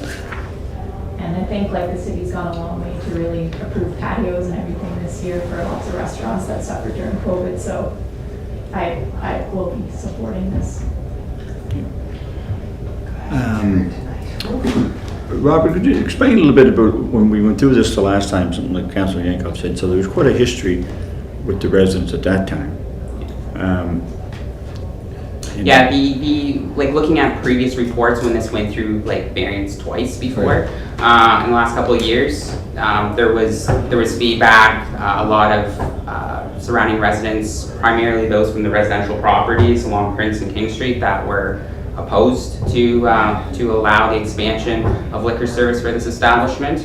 And so staff's opinion at that time was again not to expand the legal non-conforming use, and that opinion still stands today. Did letters go up to the residents, or they did? Yes, they did, yeah. And what kind of feedback? We received one letter of support, and then we did receive a letter of objection with another person phoning in objecting to it as well. Okay, yeah. What restaurant is it right now? It's Saigon Cuisine. And the applicant is here to again make their case and take any questions. Sure, okay, go ahead, basically. If a liquor permit was granted, then can you also grant what hours it's allowed to be open? There's actually an existing development agreement that's registered on property, and if you actually look on page 2 of the report, hours of operation are set from Monday to Sunday between the hours of 10 a.m. to 12 a.m. But I believe that the applicant right now, or the owner I should say, closes the shop around 8 p.m. But they could go until midnight. Correct. Okay, any other questions? Okay, if not, sorry. Branch permission for liquor license and the property was sold. Does that permission go with the property? The permission would continue with the property, like any non-conforming situation, for a maximum up to 6 months.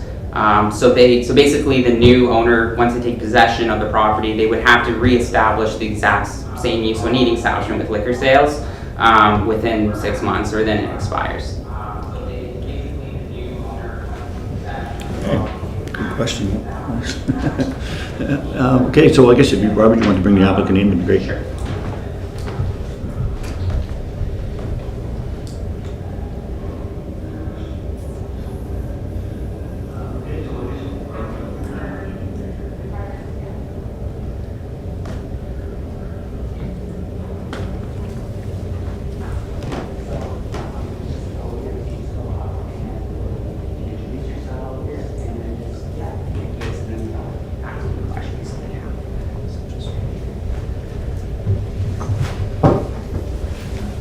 Hello, Mr. Chairman. How are you? Can I please introduce myself? My name is Lam Tran, a manager of Sun Cuisine located at 35 Prince Street. And beside me is my boss, the owner. I usually run Canton Cafe, part owner of Canton Cafe. Yes. Yeah. After so many years, and I retired for a few years, and so for her family, right now still run Canton Cafe. And she would love to show Vietnamese cuisine. That's why she started to business of Saigon cuisine just last year, right to the COVID time. That's a hard time for her. Right. And just like you know, our business just from 11:30 to 8 o'clock in the morning, in the evening. And there's so many islanders come to eat. They always ask for a glass of wine and a beer. And so many times they just walk out with, please, sorry, I cannot sit down because no beer and wine to serve. So, and then, you know, result of COVID last year, we tried to survive by local support and still not enough. support us to make the survival. So could I please everyone help our business to serve just on beer and wine for customer only, and we don't ask for the patio, because you know that a lot of patio of so many restaurants around town, and then our business will be from 11:30 to 8 o'clock in the evening. I don't think any impact for neighborhood at all. And even right now, so one day like Sunday, we fill up a customer indoor. Outside couldn't hear anything, no impact at all. That's why I just please ask everyone to help and give us permission to get a license for serve for customer. Thank you very much. Thank you very much. Is there any questions for the folks? Anything you want to ask? Anything at all? Okay, well, thank you very much. We'll be making a recommendation here this evening, and it'll go to council. Thank you very much, everyone. Next week. Thank you. Thank you, sir. Okay, now, so any other concerns or questions before we move forward? If not, I'll need a motion for staff's recommendation to go forward or to go against. I already said I'd support this, so I'll put a motion on the floor to approve the request. Okay, do we have a seconder? Can I just ask a clarification for the Yep. ward councillor? And I think this is your councillor Hancock, this is your ward. And have you had any feedback or word on this? Yeah, it's a long, long history of a property there. And so the residents that have reached out to me were not. I had one resident that reached out, that lived a little bit further down, that was in favor of it. But the rest of the residents that contacted me were not. They say it's a non-conforming use. There's an agreement in place. It's been in place for many years. And as the property changed owners, they know when they buy it that it is what the arrangement is. So, you know, it's unfortunate, and I totally empathize with what they want to do. But this is just a really unique situation that, you know, the residents just don't want to see a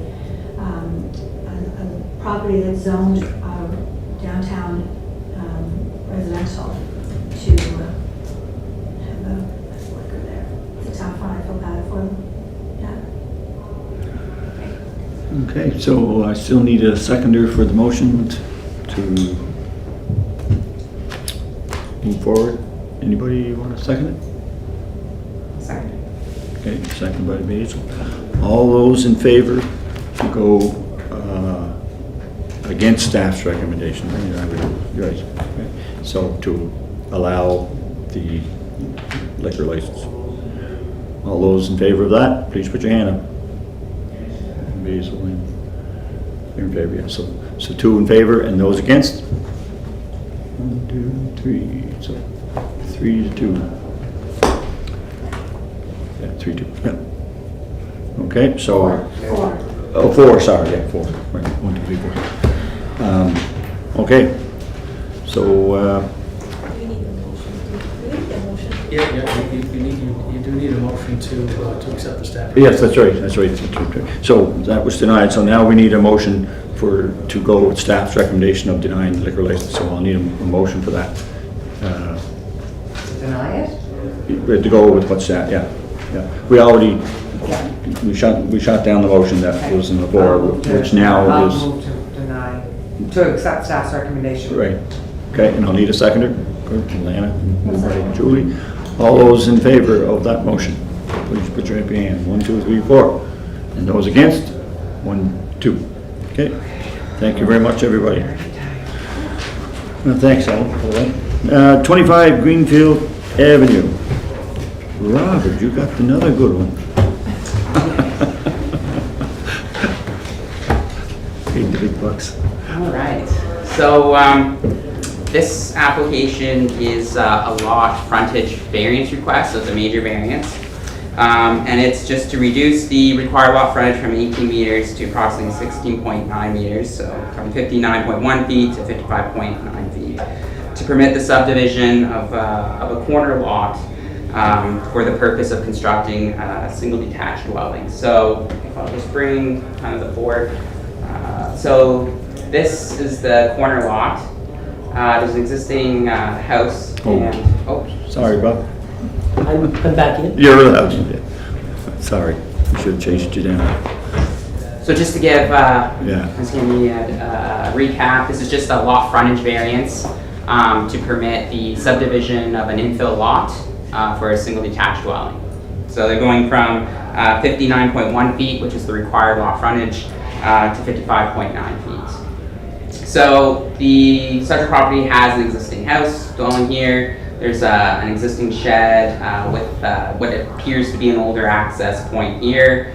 And then there's an access point for the main lot off of Greenfield. So that's Villa Ave here with that access point, and then this is Greenfield Ave. So the applicant's looking at subdividing, so this portion of this lot would become a self-contained lot to construct a single detached dwelling, and the lot would share an access point with the existing property here on Greenfield Ave. With the proposed, utilizing a proposed, what appears to be an access off of Villa Ave to access the back for what could be a detached garage. So these are kind of pictures of the property itself. So this is basically from Villa here, looking at the garage, that's the back of the existing house there. And then it was very difficult to get a picture of the lot that's proposed to be subdivided, so the infill lot. But I grabbed the best pictures I could here, but we move forward. Kind of gives an indication of the existing lot configuration, which is here, that corner lot, and then to what it would be subdivided as. One thing that I will note to the board is that if the applicant chose to subdivide the lot instead of in an east to west axis, but rather to a north to south axis, they would be able to do that as of right. So they would be able to maintain their minimum lot requirement for frontage and area. I believe there would be obviously the structure, the succession structure would have to be removed, and there would have to be, a setback. We would have to look at the setbacks from the existing deck off the existing building, but from all intents and purposes, they could go that way. The reasons why the applicant and the owner decided to go into an east to west axis is just to ensure that the lot layout, as in the surrounding lots here, all kind of follow suit to keep it in line with the character of the neighborhood. So this is the proposed site plan, or the plan of subdivision with kind of a site plan overlaid on top of it that the applicant's designer, Aaron Stafford, he's here tonight to speak on the application as well. But essentially, you can see here, this would be the second lot, so the infill lot. The red outline here is just to show the minimum required setbacks to display that it's possible to construct a single detached dwelling within the setbacks. So a variance would probably not be required. However, if a variance was required for whatever reason, he would still have to go back through the same process through planning board and councils tonight. But for all intents and purposes, and again, you can ask the architect to clarify some of the details of his plan. They do have sufficient lot area and could meet all the setback required for the residential zone. This portion back here is where there's appears to be an existing laneway where they want to have an easement agreement so that this property would have rights to access through the rear lot of the existing lot. And they're also proposing a shared access off the existing access for Greenfield Ave. So I actually did talk to the Public Works manager, and he does prefer having a shared access because it limits the conflict points that could be presented on the street, so he's supportive of that. And then we received some feedback from the neighborhood with concerns in regards to subdivision of a larger lot. And I did a quick GIS calculation, and all the lots that are highlighted in blue actually have either they have about 17 meters of frontage, so what the applicant is requesting, or in a lot of cases less than that. So we do have situations, this is the existing lot here in the star, but we do have a lot of existing situations in the R1S where we have smaller lots, so there is precedence for this existing area. So with that, I can take any questions, and the applicant is here to present and take any questions as well. Thank you. Any questions, folks, at this point?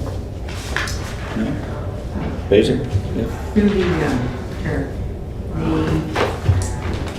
so what happens on like shared driveway or shared access for access in the back for that garage, under garage? What happens if one of the people, well, the main homeowner, I guess you'd say, sells that property? Can they then take that shared right-of-way away? No. So under, that's a good question, but under the subdivision, right, if this lot were to be approved, and of course it requires council's approval for the lot frontage if it were to follow this configuration, if this were to be approved, then a requirement of subdivision is that an easement is registered on the title of the remainder, the residual lot, granting favor entitlement of the infill lot for access. And that's registered through the heirs and successors of whoever owns both of these lots. So in order for, if this was registered as an easement, and then the owner sold this lot to someone else, and then a couple years later they decide to sell this lot, there is a binding legal agreement for access that's registered on this lot. So in order to discharge that easement, you would need the permission of this lot owner, the one that has the favor, to discharge that easement. So that runs in perpetuity, but it requires approval of or consent of both property owners to discharge an easement. Like that. Any other questions for Robert? Go ahead. Robert, I don't see any plans for the proposed house. I'm just wondering, it's rather a historic neighborhood, being kind of a traditional type of housing style there, and a lot of the houses do have fairly large lots. I'm just wondering, what the applicant intends to build in terms of the style of home. We were just provided the plans that I kind of previewed tonight. So the applicant never submitted like formal plans because they're still working on the design. But since the architect is here tonight, I'm sure he could probably speak and give more information on that question. Okay, thank you very much. I guess we're ready to bring the applicant in, I guess? Yeah, you want to bring them in, Robert, please? Thank you.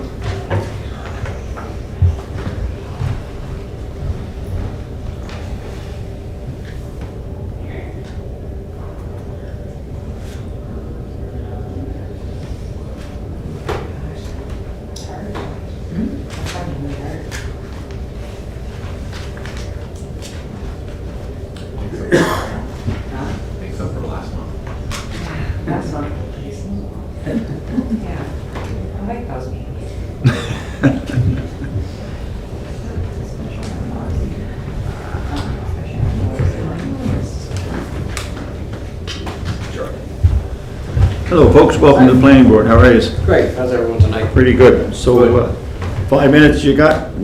Great. I'll try to keep. Try to keep it to 3. I'm Aaron Stafford, principal with Open Practice Architecture, and this is Jamie Cottingham, who's the property owner.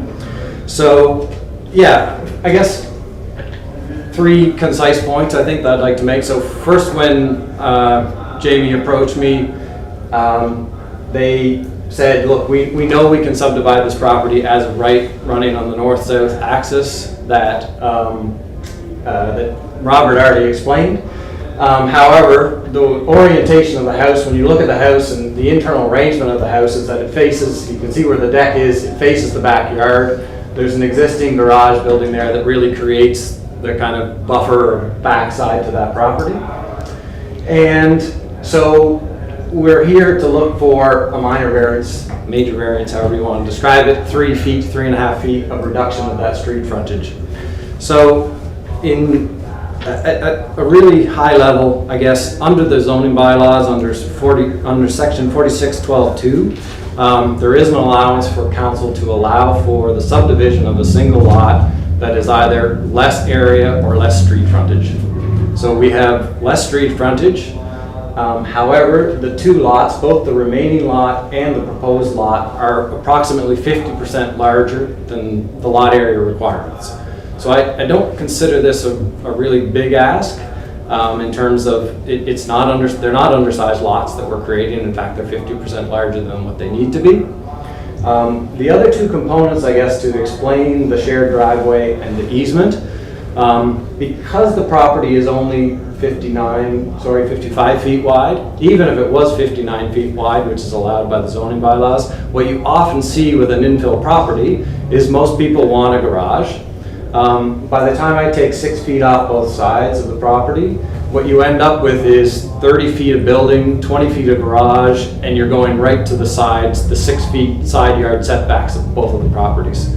So the intent here is to create a laneway access off of Villa, to create a separate detached garage that's behind the main house, and to be able to reduce the overall width of the house so it doesn't feel like a building that's wedged into a small lot.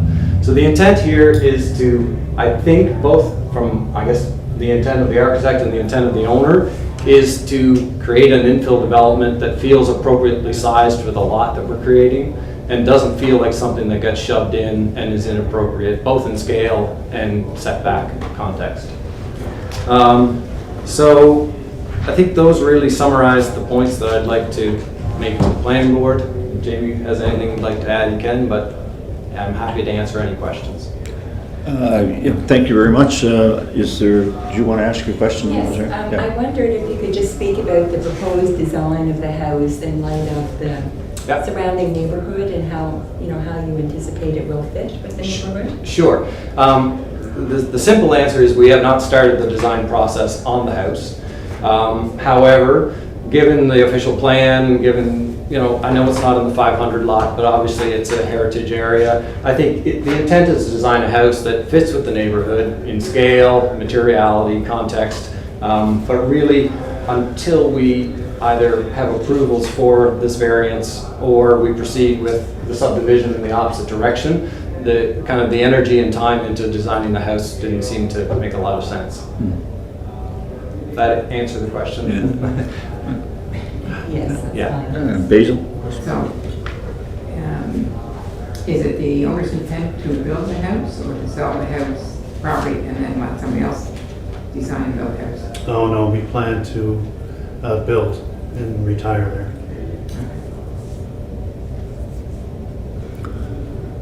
Okay, any other questions, concerns? Oh, thank you very much, gentlemen, for coming in. Great. The recommendation we made this evening, it'll go to council on Tuesday, the 9th. Great, thank you very much. Or Monday night. Thank you. Okay. Thanks for your time. Is there any, ask if there's any, There's an as of right subdivided on this property? If they subdivide it in the other direction. yeah, you go north, instead of east, west, it'd be north, sir.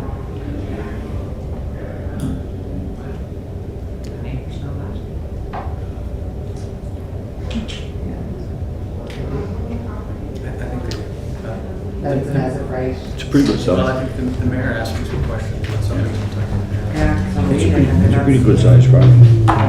Hello. Hello, how are you? Good. Welcome to the planning board. Thank you. My name's Elizabeth Blake Toombs, and I own the property of 15 Villa. And this is my niece Emily Blake's husband, Jeff Whitrow, and he lives in the house currently.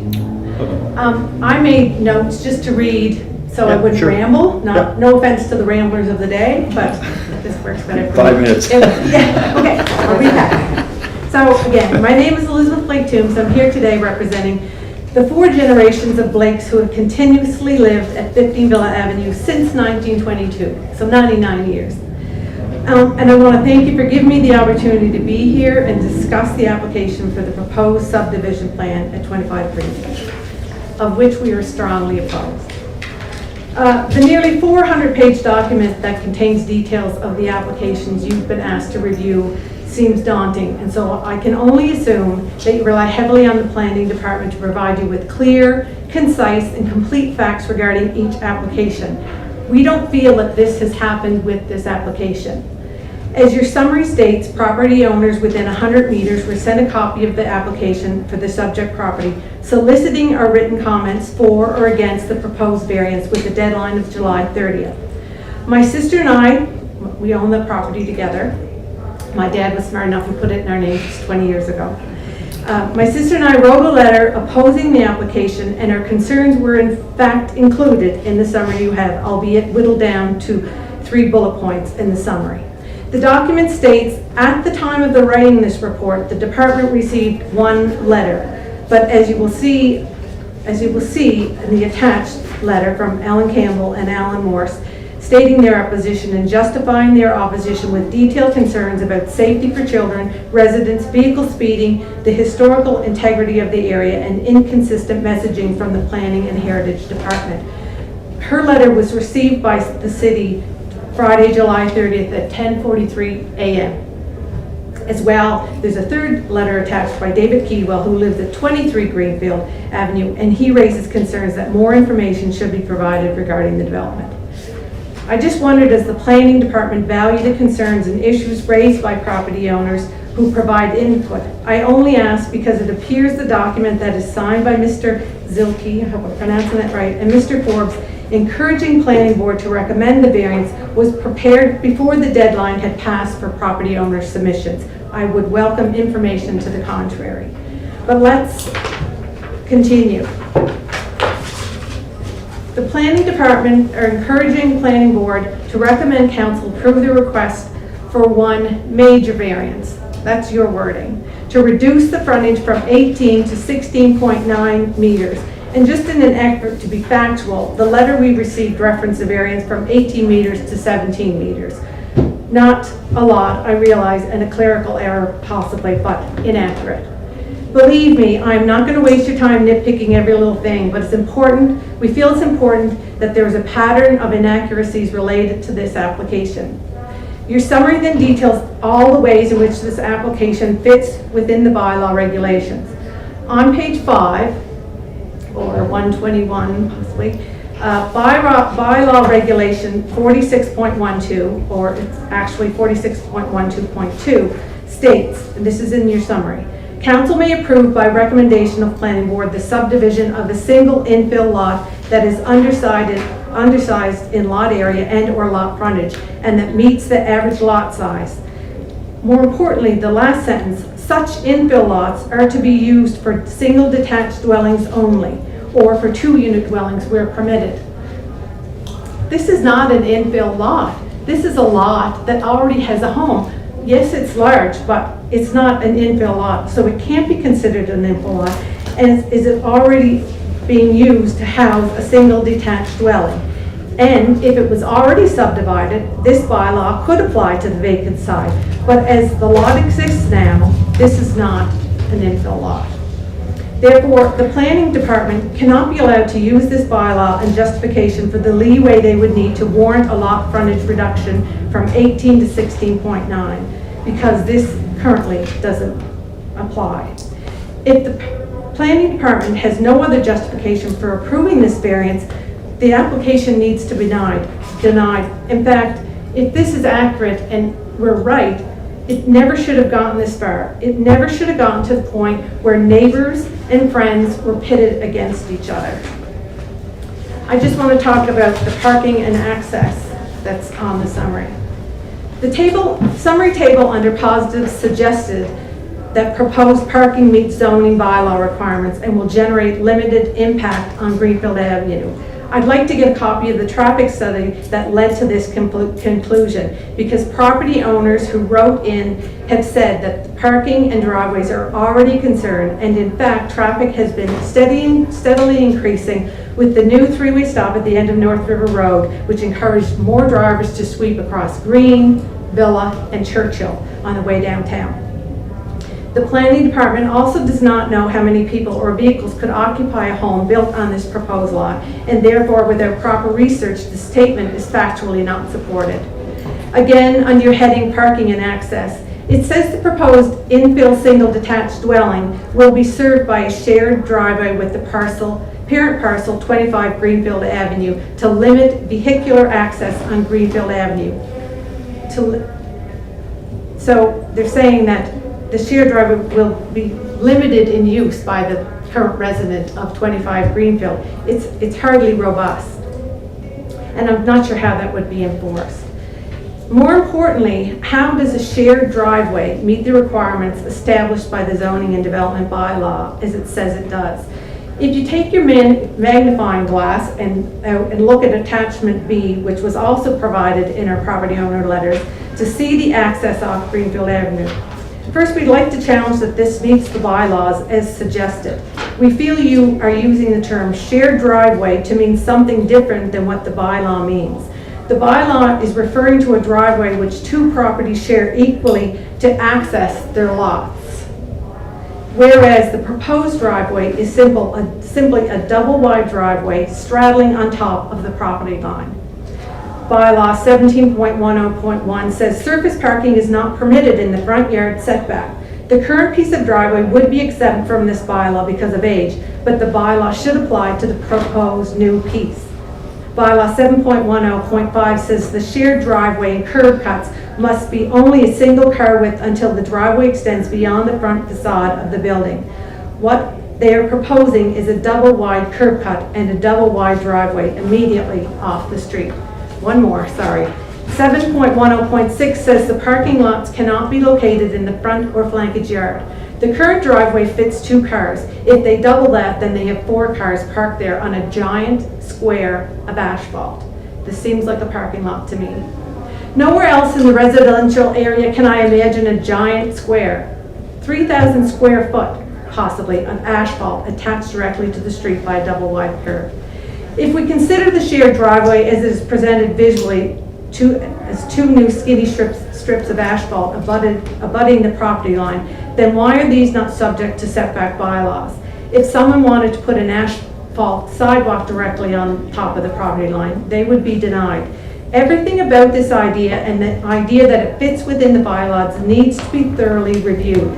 Imagine for a moment your own property where you have a driveway and your neighbor's property, they have a driveway, and in between you have a lovely green space. Imagine that green space is now paved. That's what we're talking about. That's what it's going to look like. The second sentence in the parking access section states, the parcel parent, 25 Greenfield Avenue, will also maintain an existing driveway access off Villa Avenue. That's their right, that's their property.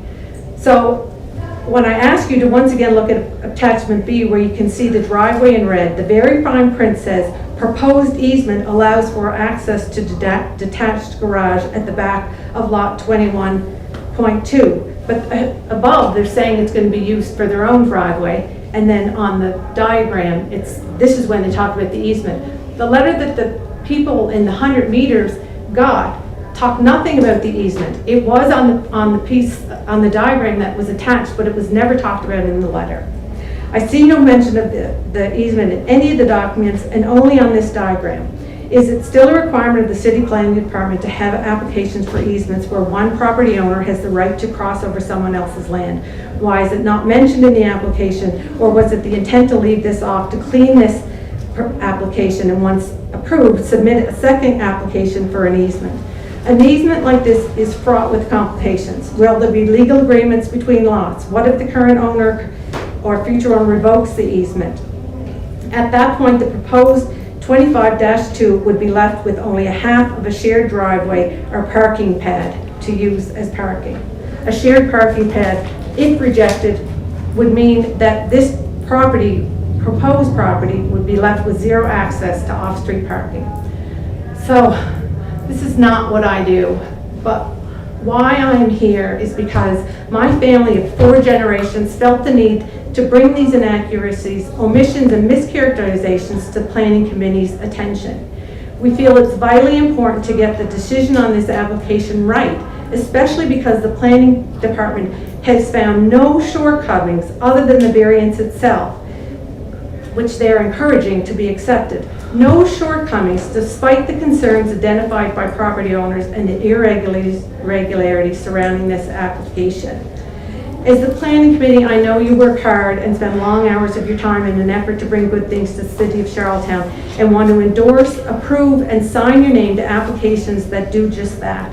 This application does not meet or exceed the bylaws of the city of Charlottetown. It does not bring good things to this neighborhood. In fact, if approved, it will only encourage more applications, more poor applications. The golden standard can't be 16.9 for a lot frontage variance. And so I would respectfully ask you to deny this application or at least find more information about what I've spoken about. Thank you for your time. Thank you. Any questions, folks, for the Councilor Yanko? If I can direct my question to Alex. Sure. Is it Ms. Blake? Elizabeth. Elizabeth. One of the questions that I'm curious for an answer, she said that, and I apologize if you don't identify as she, not an infill lot. So is it an infill lot? Because it's already one existing parcel, so does that really count as an infill lot? It is an infill lot because that's what you're doing by definition. You're infilling a lot that's already in existence. You're subdividing. So you're doing it, it is an infill lot. What they're asking for, whether you approve it or not, but that's what it is. Okay.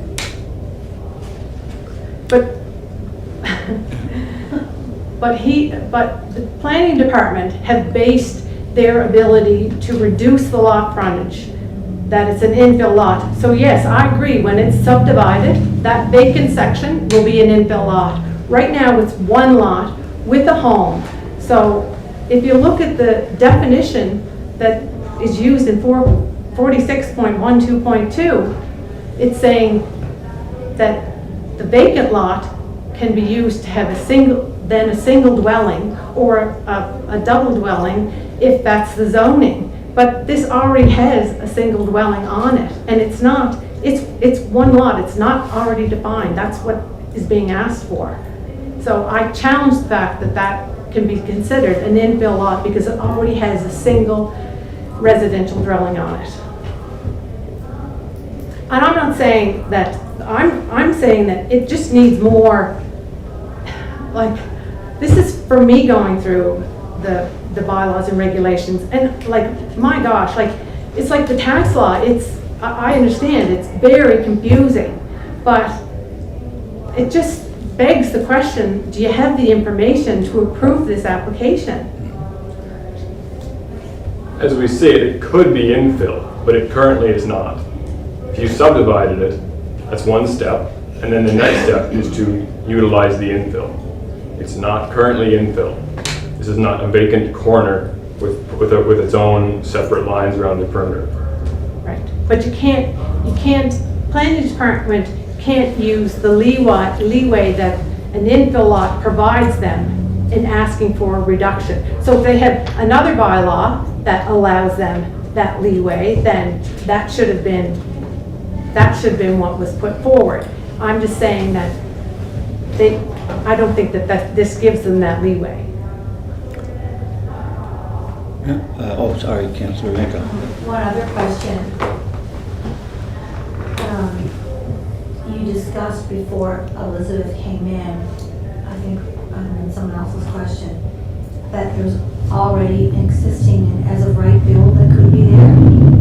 You may defer that to Robert. Is Robert here? Yeah. Just he can clarify the way that they can divide that up the Yeah, so instead of going from an east to west axis, they can just go from a north to south.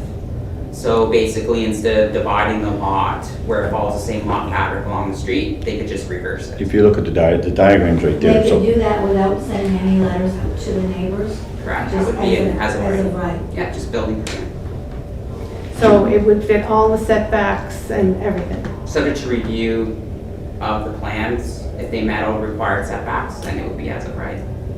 And if it didn't, it would come to planning committee with requests for variances. That's correct. So, Robin, perhaps you could just demonstrate on that Yeah. map, just so that they have See that. just a visual perhaps. Yeah, we know, we've seen Yeah, it. you've seen it. So, but no, of going the other way, like, So, it's, Yeah, sorry.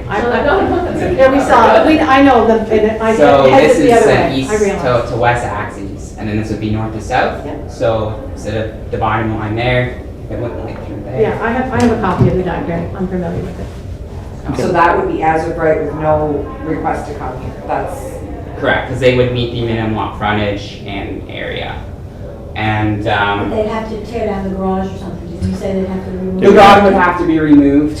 And trees. And then you would also be looking at, well, we would have to look at the site plan, what they're proposing, right? So you would be looking at, when that line is then placed vertically down here, you'd be looking at the setbacks, because now there's a deck to the, you can see that the rear of the existing building has a deck. So we would have to look at, does the structure, the existing structure on that lot meet the setbacks now, right? Because this would become effectively an interior side lot.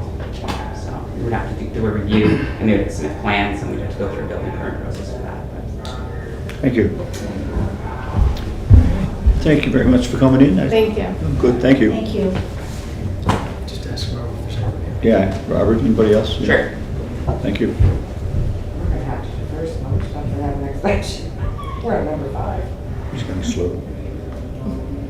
We have a completion time for a meeting. 3 hours. 3 hours. Unless we have 3 people posted. So, you got what, another 50 minutes. 7:30.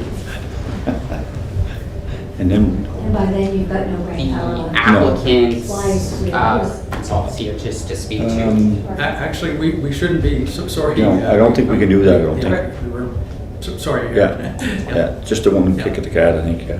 So, yeah. Okay, thank you. I'm out. Okay. Okay, so there's no other residents out there? No. Okay.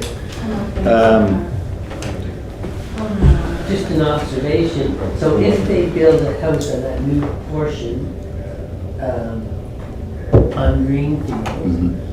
it will match the 2 houses on North River Road. So when you Yes. look at, so there's 2 and then 2. Yeah, so the orientation would mimic what's across the street. Yeah, that's correct. And then if you look at even here, it kind of, you can see the existing lot fabric, how they're all pretty much running east to west. So that would be the purpose of the proposed variance, is to run that in the same direction.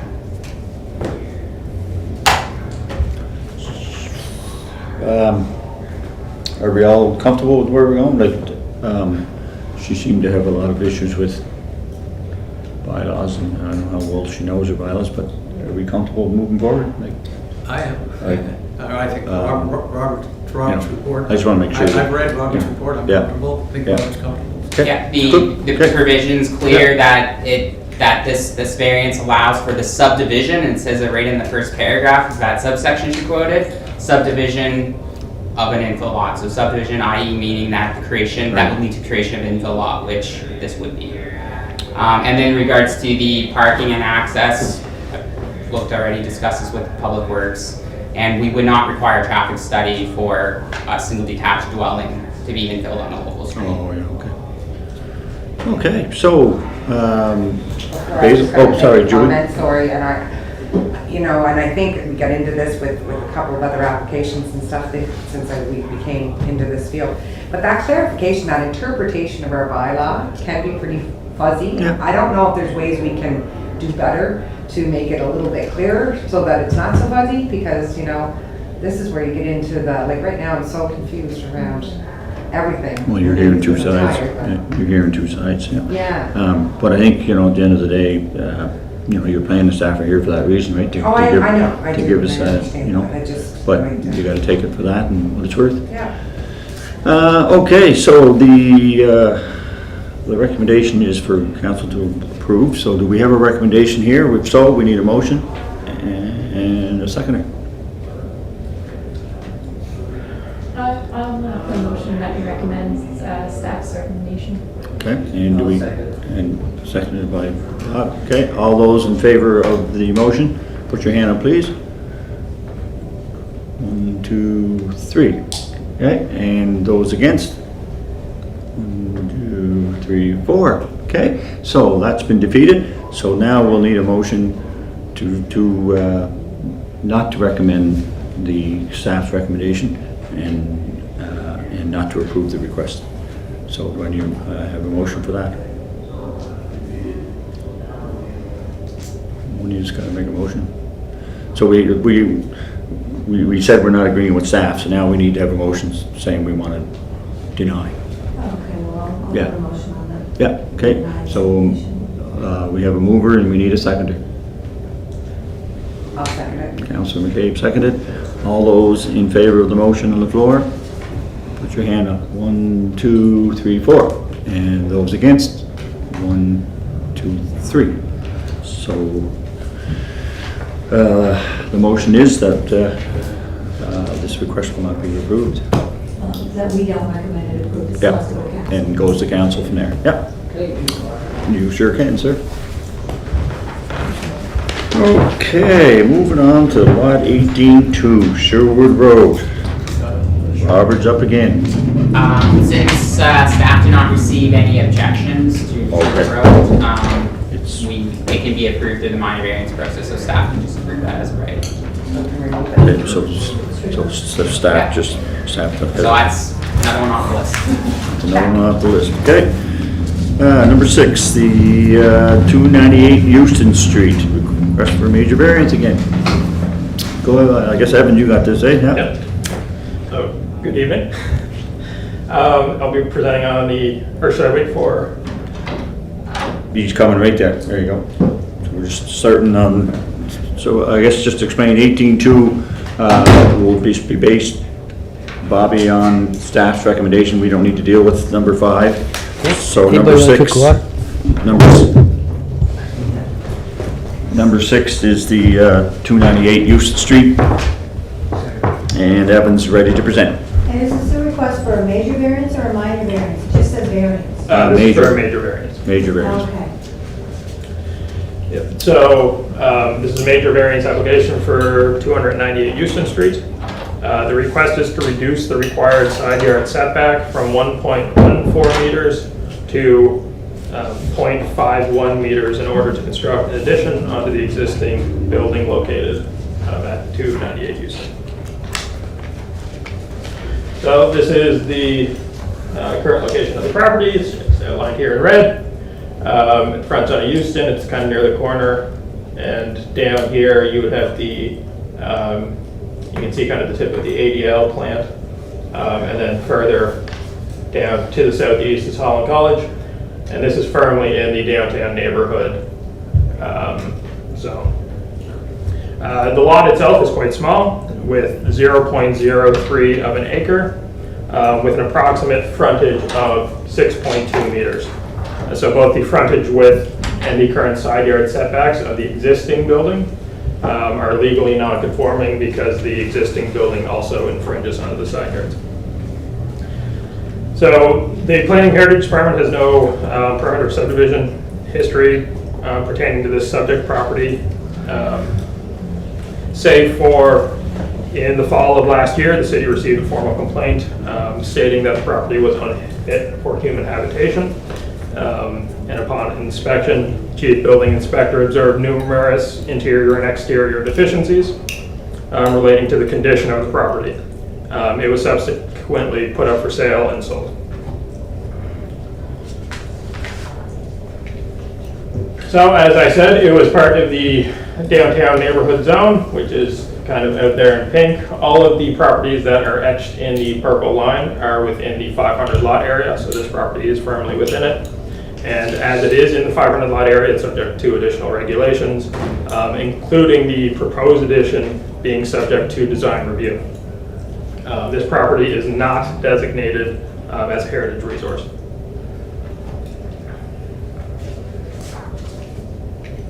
So moving on to the site plan. This blue portion represents the proposed addition. It measures 16 feet by 8 feet, resulting in 128 square foot of additional space. The proposed single-story addition will kind of square up the foundation and the rear corner of the house, as shown, and is stated to be intended as a mudroom. The applicant has stated that during construction, the shed in the backyard, which is not depicted in this site plan, will also be removed, and the shed was one of the concerns of the chief building inspector when it was inspected last September.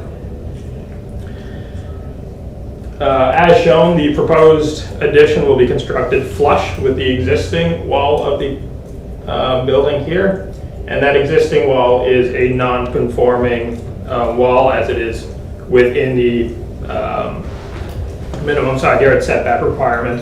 It is also approximately 0.5 meter setback where it would need to be 1.14 meters. And these are drawings submitted by the applicant of the location of the addition. So this is just the rear of the property here with a little roof. They're not seeking 2 stories, it's just 1. And then this is the proposed addition designed down here. Again, it's just a single story mudroom.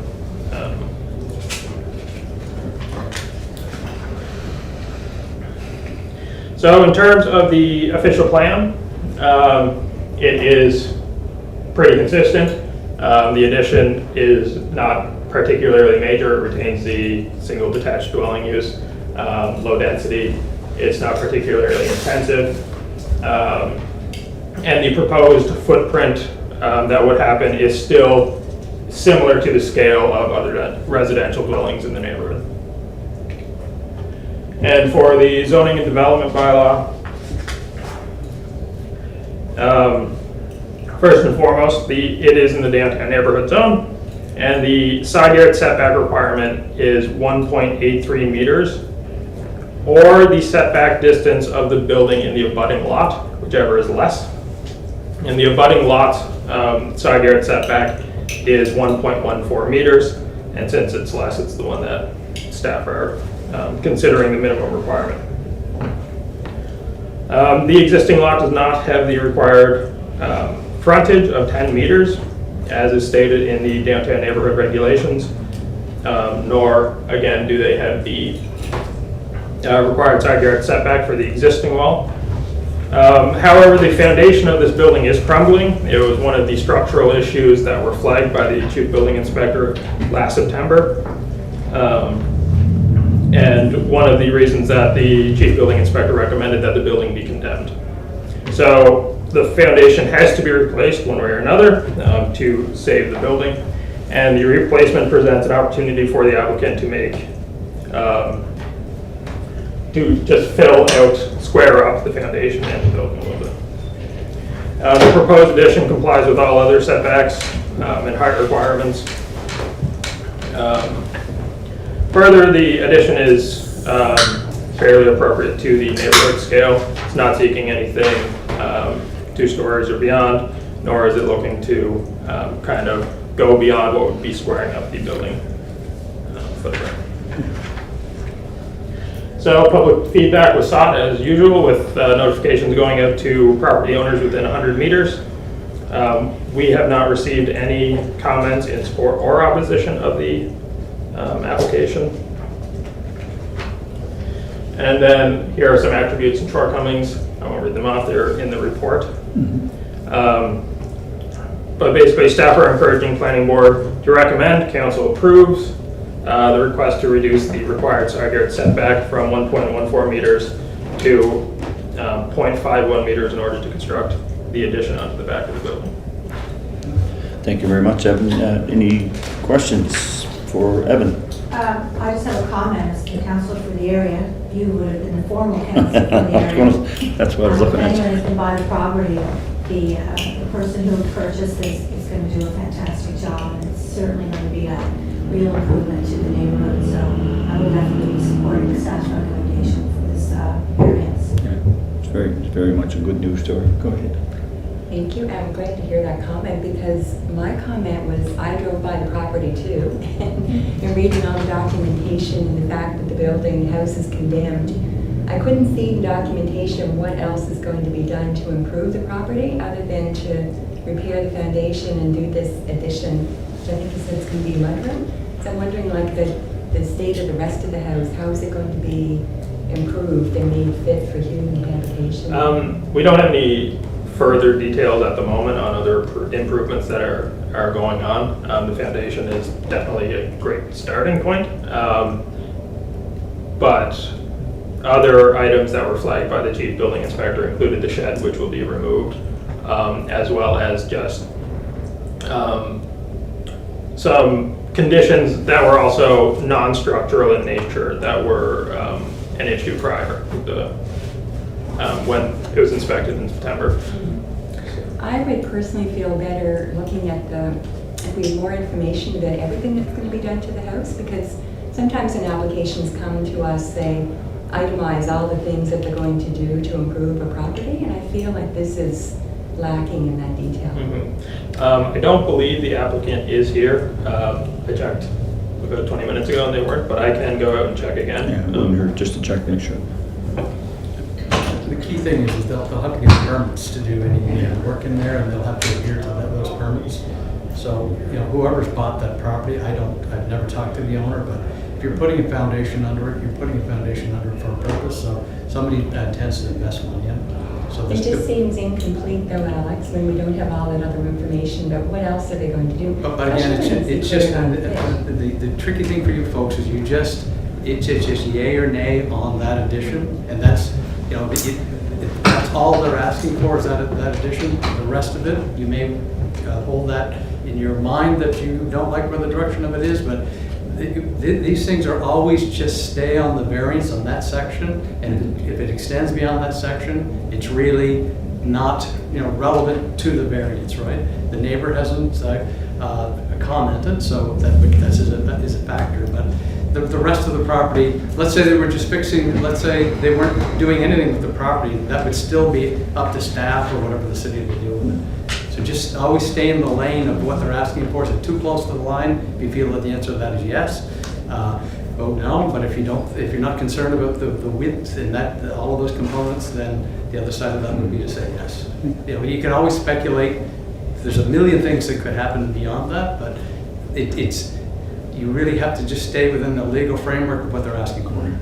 Yeah, my last comment would be that when we say that a property is unfit for human habitation, that to me signals a big problem in a lot of different areas. Right. So but again, that's usually a product of it was the previous owner, right? I mean, that doesn't happen a lot in the city. So that property is sold, right? So somebody bought it and they didn't buy it to continue its previous state. It really is a good news story. I mean, the inhabitant of the home wasn't able to upkeep it, and it just fell into repair. And that's why you're not hearing any opposed or anything, because people are just glad to see that it's going to get fixed up, and that this gentleman has found a home and a place to be looked after. And so I think everyone's quite pleased. But just I thought I'd share that. It was kind of sad, but at the end of the day, it's a good story, and the house and the neighborhood is going to get fixed up. But go ahead, Chris, you have a question. Mr. Chair, is there going to be since the house was condemned, will there be an occupancy permit issued before somebody can move that into it again, or does that happen on a rental like this? We don't issue an occupancy permit for a single-family dwelling, but you have to get a permit, right? I mean, he's got to get a permit. He's got to get a permit to put that foundation in, and there's likely additional work attached to that. I'm speculating, but again, I mean, the foundation is it's the most expensive part of the house. So if you're going to put the foundation into it, somebody's expecting to get either live there or get some revenue out of that. Yeah, just so you know, I have been in this home. I showed it when it was for sale. There is no storage. So for someone taking this on, in order to get the money back into that project, they need more room. They really do to get that money back. I think kudos to them. Great for them for taking this on, because it's a task. Like, there wasn't even a closet downstairs. The power was out of the house for a couple of years, as you probably know. It was the pretty foundation scary. falling in, so it wouldn't even be livable inside. The plaster all fell off the walls and everything. So we'll have to have a major. We would be concerned if they wanted the variance, but they didn't fix the foundation. That's the starting point. They need more room to get their money back with what they have to spend. Okay, so any other questions or concerns for Evan? We have no applicant. No. And Go ahead. I move to accept staff's recommendation. Okay. Moved and seconded. All those in favor of staff recommendations? We got a clean house. Very good. Thank you very much, Evan. Rezoning. Okay, number 7, McWilliams Road. And I believe that's you again, Evan? Yes. Good news is there's no one can come from outside. Legal is it? Oh, we already heard this. All right, so this is a rezoning application for a vacant lot on McWilliams Road. The application is to amend Appendix A of the official land use map of the city of Charlottetown from medium density residential to low density residential, as well as recreational to low density residential on the subject property, and to amend Appendix G of the zoning and development bylaw from low density residential single R2S to narrow density or to narrow single detached residential R1N, from medium density mixed use residential MUR to R1N, from MUR to R2S, from MUR to R3T, and from R3T to R1N for portions of the subject property. So this is the current zoning map. The current zoning is atypical because of the location of what was once a future proposed collector road that will no longer be on the property because of an offset intersection going forwards. And this is the proposed rezoning of this application. Just quickly, basically this top section here will be rezoned, is proposed to be rezoned to R2S. This large chunk down here and up here will all be rezoned into R1N. And then this strip of darker blue here, or brown, will all be R3T. And this will result in the proposed survey plan shown here, which is all up here in white is R2S lots, the pink is R1N lots, and then the red strip is an R3T lot. This subdivision consists of 91 lots. If you account for the lots that are zoned R2S, which are proposed to be semi-detached dwellings, thus with 2 units each, the maximum dwelling unit potential of this subdivision is 114 units. This does not account for the red strip, the R3T zone, as the applicant intends to convey it to fill the open space requirement of this application, but that is yet to be determined by Parks and Recreation. So this is a former survey plan that uses the current zoning. This is not current. This was presented at the public meeting by the applicant's representative. This subdivision plan is from February and again not current. It's only being presented to demonstrate differences in density and build form by using what is the current zoning as opposed to the proposed. So this plan only contains 66 lots instead of the 91. However, as a larger portion of the lots are semi-detached and there are townhouses present, there could be a total potential of 121 dwelling units as opposed to the other plans comparable 114.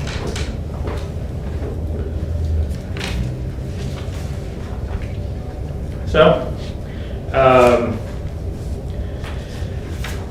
shown here is a selection of objectives and policies from both the official plan and the East Royalty Master Plan. There are additional ones outlined in the package. In terms of consistency, the application is generally consistent with the official plan. In terms of harmonious and physically related new development, and providing compact urban form. In terms of section 3.3.1, the policy that is to provide medium density housing styles to meet future housing needs. The proposed plan, as I just spoke about in the last slide, has similar density to a plan using the current zoning, even though it would technically be down zoned to low density designation rather than withholding its current medium density. The application itself is less consistent with the East Royalty Master Plan, which seeks to have a variety of housing types in all its new development, as well as lot size and lot frontages provided in low-density residential areas. This application provides like a rather limited variety of lot frontages and lot areas, both in the R1N and R2S proposed zones. Generally, they predominantly have a 45-foot frontage if you're a R1N, or a 90-foot frontage for an R2S. However, the smaller lot size affords the opportunity to develop more single detached dwellings. The largest inconsistency would be with the urban design features that are embedded in the MUR zone, which would be rezoned out of this subdivision entirely. And the MUR zone helps to kind of perpetuate the mix of housing types that the East Royalty Master Plan seeks, because it regulates the amount of a housing type that can be used in any single kind of development. So R1Ns could only be up to 35% of the given area. R2S is 25%, townhouse 25%, etc. However, with this rezoning, since there will be no MUR zone, it becomes a non-issue, and the ensuing proposal is fairly consistent with Appendix A of the East Royalty Master Plan, which is the design guidelines for the private realm.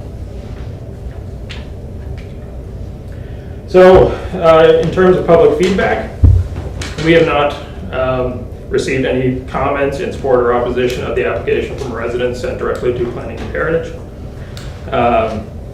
There was one resident who had several clarifying questions pertaining to multiple rezonings, traffic, the collector road, open space, and the survey plans orientation. Comments at the public meeting were rather limited, with the majority concerned about potential access from McWilliams into the proposed subdivision, which is not proposed. And finally, the applicant has provided a signed petition package of 51 signatures from surrounding residents in support of the application. I will note for members of the board that these are surrounding residents, not necessarily individual properties. There are several instances where a single address appears in multiple submissions because each person has a different name. So just a couple of people from a household would have submitted separate. And so these are the attributes and shortcomings of the application. So notwithstanding some inconsistencies with the East Royalty Master Plan regarding lot size and frontage varieties, the application does meet policies and objectives outlined within the official plan relating to future housing needs, physical relation to surrounding development, and compact urban form. Further, the city has not received any letters of concern or opposition to this application, but has received that kind of signed petition package of 51 signatures. Therefore, staff encourage the planning board to recommend council approve the rezoning request for portions of the subject property. And the applicant is here if you have questions. I don't know. Actually, the The applicant wouldn't. The applicant does not participate after the public. Yeah. Thank you. Just clarification on the R3T zone, the red zone, that his intent is to give that to Parkland. Yes. If he decided to go and give, or Park said, you know what, that's not what I really want, or he says, I want to get cash and move for that. How many more townhomes? Could he put townhomes in there now if we approve this? In the red zone? Yeah. But he spoke that he was going to give it as green space. Yes, but Public Parks has to. Well, Parks has to accept it and make a plan for it. Yeah, but I mean, what if he changed his mind? Well, I think if you're approving this, then it's green space. Well, that's why, that's where That's I'm something, that's what I'm right? getting to. Yeah. Can we have that in there as a condition that is, because we're rezoning it to R32 or whatever, R2. R3T, yeah. If, I mean, so we rezoned property that was switched, he already sold it at the top, right? So you want to make sure that that is what the green space is, that it's not going to. But it's typically, it's the recreation that provide those directions to council, so, you know, that's what he's proposing. I mean, he's kind of landlocked there, I mean, but presuming everything, it's park next door, is it not? Yeah, the green. Behind LM Montgomery School. Right. Yeah, this is owned by the city. So as long as, you know, the recreation department follows suit, But again, we shouldn't be dictating what the recreation department. No, I'm not, and that's why my question was, if, say, it stayed where, or whatever it is right now, how many more townhouses could go in there? Yeah, and I don't know what Well, it's very narrow in there. Like I don't even know how he'd do that. So it's kind of a parcel that's it's a problem if he doesn't get it utilized for the park. I'm sure he will, I just wanted to Yeah, verify. I think his intent, like this was previously zoned as R3P, except that sliver that goes R1N. And so the intent has always just been green space for him. Yeah, So I don't no, I think he's just wanted- particularly. Yeah, public record stating that Yep. in a Yep. year's time, that we're not gonna flip that back into townhouses over and above everything else. Because he'd have to put a street in there, and he doesn't have enough width to put a street in and get lots. Perfect. And we don't want a street coming out on that little tiny thing, whatever that is, that crescent there. So, Good. So then it wouldn't matter. Yeah. That's great. Yeah. Okay. Any other questions for Evan? No? So, we need a motion, all right, to move forward on this, to bring the council to the public meeting we had. So I need a motion to move forward in a second. To allow the subdivision of 91 lots off Williams Road. Somebody second it? No one's made a motion yet. I'll motion. Okay, moved by Councilor Yankoff that we go ahead with staff's recommendation. Williams Road, we need a seconder. I'll second it. Seconded by Yeah. Councilor McCabe. All those in favor? Everybody, good. Thank you very much. Thanks, Evan. Okay, number 8, corner of Worley Road and Lower Maltec Road. Alex is in for Laurel. She is vacationing, so it's all yours, Alex. Thank you, Mr. Chair. This is an application on behalf of the Greater Life Church, Ryan Noy. Request to proceed public consultation to amend the future land use map from low-density residential to institution, and to rezone a portion of the property on the corner of Royalty Road and Lower Maltec Road from single detached R1L zone to institutional, and to R2, into the R2 zone. That's the subdivision plan that accompanies this application. Where's the funky pointer? It's just on a. Okay, so this is the church property right on the corner, and there are a number of lots that they're requesting to rezone from R1L to R2 in behind. You can see in your package. There's 5 lots here. There's 1, 2, 3, 4, 5 that will get access off of the court. There's 2 that will get access directly off of Royalty Road. There's an access point here and an access point there to facilitate the church. So the adjacent land to the west is right here. I've got another plan. This is the adjoining subdivision. That's the road into it. This way is to the church property and the lots that are being requested to be subdivided. And this is a cul-de-sac to the west of that lot. So that area is existing R2 right now. So it would complement the proposal to rezone the front portion from R1L, those lots up front, to R1L to R2. So it's the R2 lots are to be for semi-detached developments. The houses on Thorndale, which they back onto, are single detached dwellings, but again, there is provision in the plan that it is low density. It's compatible in the official plan for R1L and R2 are compatible land uses. The institutional zoning is a support service for the residential use in the area. It's no different than schools and other uses that you typically have in a low density neighborhood. As a result, staff are prepared to support this application to send it off to a public hearing. Thank you, Mr. Chair. Thank you very much, Alex. Any questions for Alex on it? Is there a requirement for parking for a church? There would be, and that would be Based inside? yeah, all of the floor area of the building and things like that. So they'd have to accommodate all of that. And meet that. Right. Yep. I'll move that we move it on. Moved by Councillor Yankoff, seconded by Chris over there, that we go to a public consultation on corner of Brody Road and Normal Beck Road. Okay, now we're into the Beach Grove Road request to proceed to a public consultation for site-specific amendment. I believe Robert's got it. All right, I'll try to follow suit with Alex and keep it brief. So essentially, this application is for a site-specific amendment. It's hard to see, but to allow for this lot, which is currently owned by the provincial government. It's it's been subdivided, and they want to construct a 30-unit apartment unit housing complex for seniors.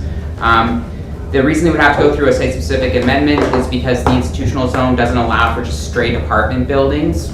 There has to be some sort of personal care involved. There's no personal care with this use. It's just strictly senior housing.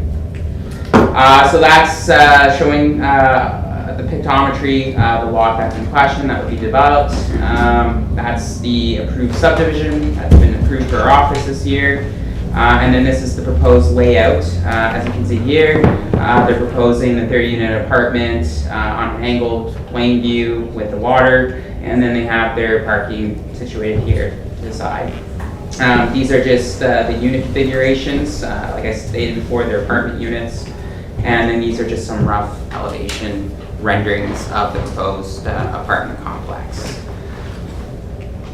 So the request is to proceed to public consultation for this development. Thank you. Okay, thank you very much, Robert. Any questions for Robert on this one? If not, I'll need a motion to move to a public consultation. Moved by Councillor Yankoff, seconded by Councillor Kenny. All those in favor? Okay. You're good, Julie? Mr. Chair, we took you had a mover and seconder on the application that I was dealing with, but you didn't take a vote. Oh, sorry. Okay, we'll go back to the first public consultation on Worley Road. All those in favor? Thank you very much, Alex. Well, thank you. You're very efficient, Alan Catani, who's on top of the game in this meeting. Well, very good. Thank you.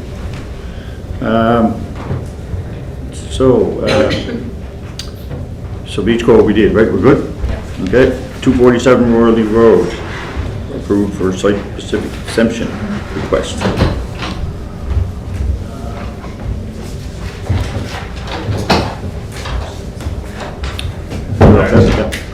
So this application is for a site-specific exemption for 247 Worley Road.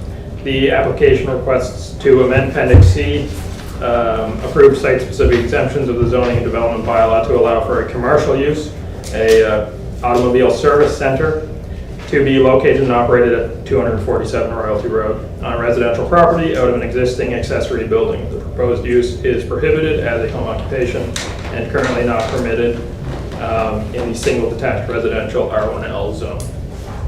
The request also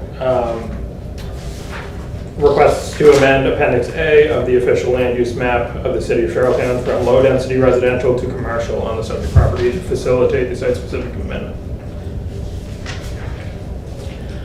So just before going any further with this application, I'll quickly clarify some automobile-related definitions in the zoning and development bylaw, of which there are three. There's automobile body shop, there's automobile sales and services, and there's automobile service station. They're all unique. Automobile sales and services is just a car lot. Anything that has to deal with automobile sales goes into that definition. The automobile body shop encompasses repair and servicing of motor vehicles. That is inclusive of painting, engine rebuilding, and like body repair. It's prohibited as a home occupation use explicitly. And an automobile service station requires the sale of gas, oil, grease, antifreeze, that sort of thing. But it does allow for the repairs of automobiles and trucks. And this would traditionally be a gas station with a kind of service center garage attached to it. So those are the only definitions that we have to work with in the bylaw as it stands. Prior, in 2018, there was a fourth automobile-related definition. This was just automobile repair shop, and this would be what your typical mechanic was. And it would probably be the most appropriate for what the intended uses are, which are pretty standard: transmission, oil changes, that kind of thing. However, it too was listed under the prohibited uses for home occupation. So regardless of really what definition is applied, none of them are suited for home occupation because automobile-related services were never intended to be used for home occupation, and therefore we have the site-specific exemption after they had already applied for a home occupation and staff had said that it was not prohibited. So the property in question is located at 247 Royalton Road, which is highlighted in red here. It is at the northwest kind of boundary of the city. It is the last lot going out of the city, and it is firmly in a R1L area, which is low density residential. It's kind of flanked here by open space, some more R1L here, up here some R2L, and then this would be institutional use down here in the blue. This would be the provincial tree nursery.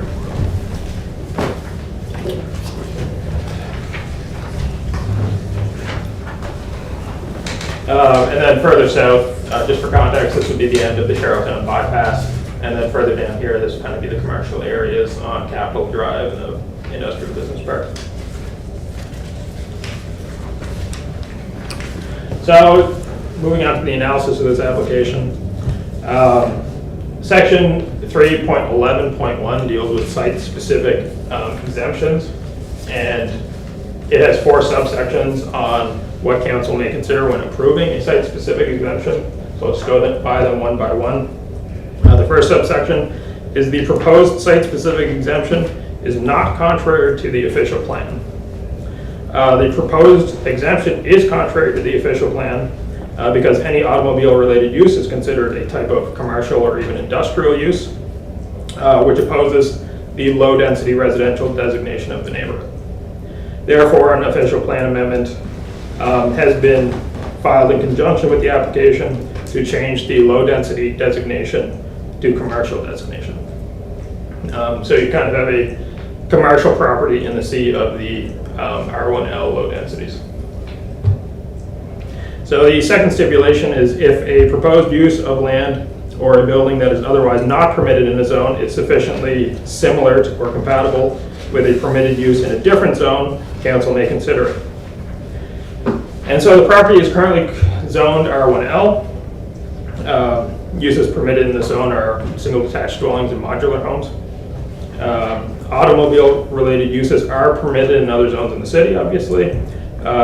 These include commercial and industrial zones, such as the East Royalty Mixed-Use Village Center. So it can be, it would qualify for a site-specific exemption.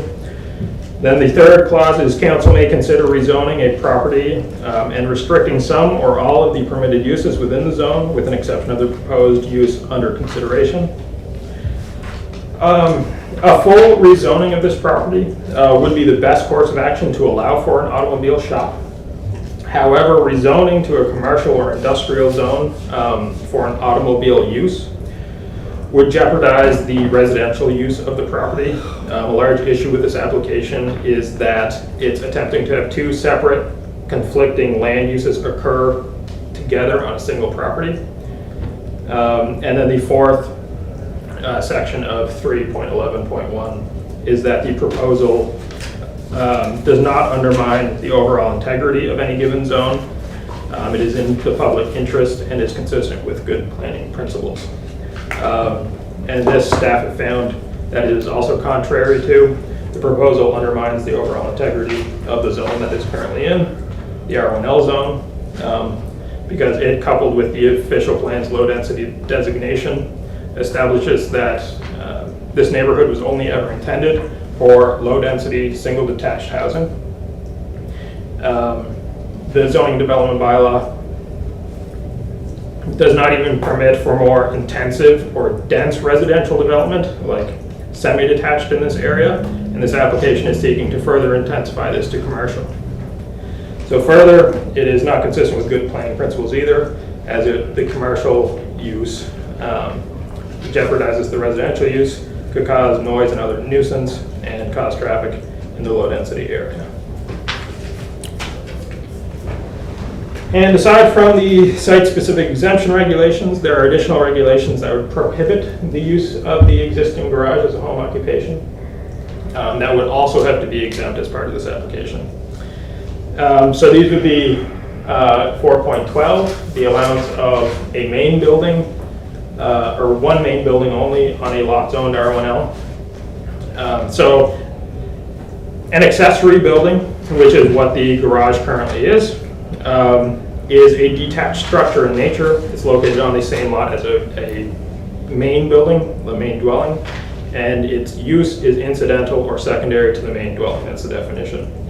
And so what that means is that it can be used as storage or garage for your cars, because those are just things that naturally occur as you're living there. But if you intensify this to commercial, it would suggest that the garage is no longer secondary or incidental to the main dwelling. Thus, you would have a second main building on the lot, which is prohibited in this zone. Second there is section 5.9.1, the maximum gross floor area for home occupations. This would have to be exempt as well, because the accessory building is stated to be 1,254 square feet in area, which exceeds the maximum permitted area of 850 square feet. There's a little bit more information on that in your packages, but just for brevity, that's the main point. Moving on to section 5.9.1, external storage of materials. This basically says that home occupations can't have external storage of any kind that indicates that the property is being used for anything other than residential. This is very difficult for an automotive shop. There will be cars waiting for repairs, all that. So any vehicles in disrepair would violate this section. And then the final section, 5.9.4, is of course that automobile body shop as a definition is straight up prohibited as home occupation. But that list is not meant to be exhaustive and is suggestive that all automobile related uses are prohibited. And moving on to the official plan from the zoning and development bylaw. There are two key sections in the official plan related to this, 4.3 and 4.5.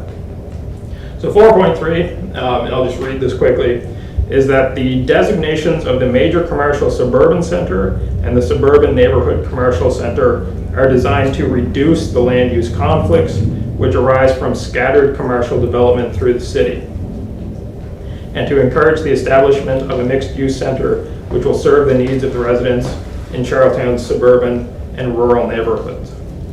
So section 4.3, its policies and objectives are meant to concentrate would-be suburban and rural commercial ventures into centers in order to reduce or remove land use conflicts that arise from having scattered commercial and residential neighborhoods. And then 4.5 speaks to the city's objective to support the creation and operation of home occupations, so far in that it is clearly secondary or incidental to the main use of the property, and that it does not create land use conflicts. And an automobile shop in a predominantly residential zone would create these conflicts. And so this is just a little bit the area zoomed in. Again, it is highlighted in red. Directly surrounding the area, you have the R1L zone, open space, R2S. So it's all just residential, recreational, and then down here is the provincial tree nursery. So because this is on the edge of the province, there is a little bit more complex, because outside, obviously, it doesn't just end. There is a lot of development out here. And development in the province is not as neat and tidy as it is in the city, because the province doesn't have its version of an official plan and zoning and development bylaw. So any development that happens in the province is basically on a case-by-case basis. So you'll find a mix of commercial and industrial and residential up in this area and beyond. And one final note is that down here on the corner, there is a legal non-conforming use of a little bit more of an intensive commercial in nature, and it was existing before the current bylaw was adopted. And because it's a legal non-conforming, it shouldn't necessarily impact any applications to further non-conform in the area. And so these are the attributes and shortcomings of this proposal. I won't really read them out loud. Note that there are no positives listed. And so the Planning and Heritage Department encourages Planning Board recommend that Council reject the request to proceed to public consultation in order to obtain a site-specific exemption in the single detached residential R1 zone to allow for an automobile repair shop to be operated out of the accessory building, which is not permitted in the R1L zone and prohibited as a home occupation. Okay, thank you very much, Evan. Any questions for Evan on this one? I think it's pretty, as much as it's a lot of information, I think staff's recommendation would be to reject this request to proceed to a public consultation due to all the facts just mentioned. Motion? No, I'm not a motion No? yet. I guess Question? for me, Okay. I would like, I'm always about, public input and stuff. I read his letter, I feel like, it sounds like he's got a lot of support. He's just looking to do basic stuff. I don't know, there's 3 other businesses, we do things all the time. Public consultation can't hurt. We have 2 other meetings that night, and if a lot of people show up, tell them they don't want a tire changing spot in the road. Looks like he's got a lot of space there. People are doing this stuff all the time. Not the right way again, so he's trying to follow the rules. I'd be okay with calling public consultation. I put a motion on the floor? I do. I'll second The applicant is here to answer any questions of you. it. Consultation. Go to public consultation, it's, yeah. Unless people have questions to want to know whether we should. Yeah, the applicant doesn't speak, No. he speaks later. Correct. Yeah. Public consultation. Because it is going to public consultation. I guess my only note is, if you notice, there's no positives, so. We don't want to be wasting anybody's time either, right? I don't know what you think, but yes. go ahead.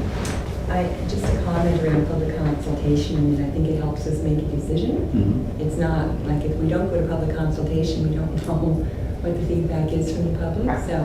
That's my point. I don't think there's too many benefits to this application. However, if we don't have public consultation, we don't know what the public opinion is.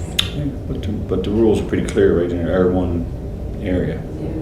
You're going to, I don't really care, I'm just taking, my experience is it's going to open up a big can of worms, but if that's what you want, go to work.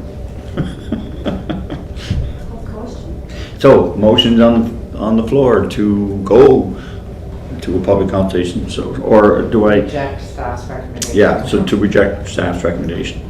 So we have a mover and a seconder, all those in favor, put your hand up. 1, 2, 3, 4, 5, and against? 1 against. Thank you very much. 2 against. Oh, sorry, sorry, it's 2 against, sorry. Before we go any further, which we can't without a unanimous decision, it's 3 hours, which is the extent of what we can meet. I think most of us had enough anyway, I think, by the looks of the faces. It was a pretty heavy agenda. Alex, what's your thoughts on moving ahead? I think we can finish this up pretty quickly. You think? The balance of the meeting. I mean, if we go after 8, we might have to do a motion, go past 8. Well, I think it's 3, is it not 3 hours? Oh, it is 3 hours, you're right. So, but there's not a whole lot. We still got to do a motion. Right, yeah, you gotta do a motion. And you need unanimous decision, so. Okay, so I need a motion to extend our meeting, moved by Bob Kenny. Do I have a seconder? Cornet, all those in favor to go forward? How long are we going forward for? Well, Alex thinks. Because I see 3 agenda items that are not straightforward.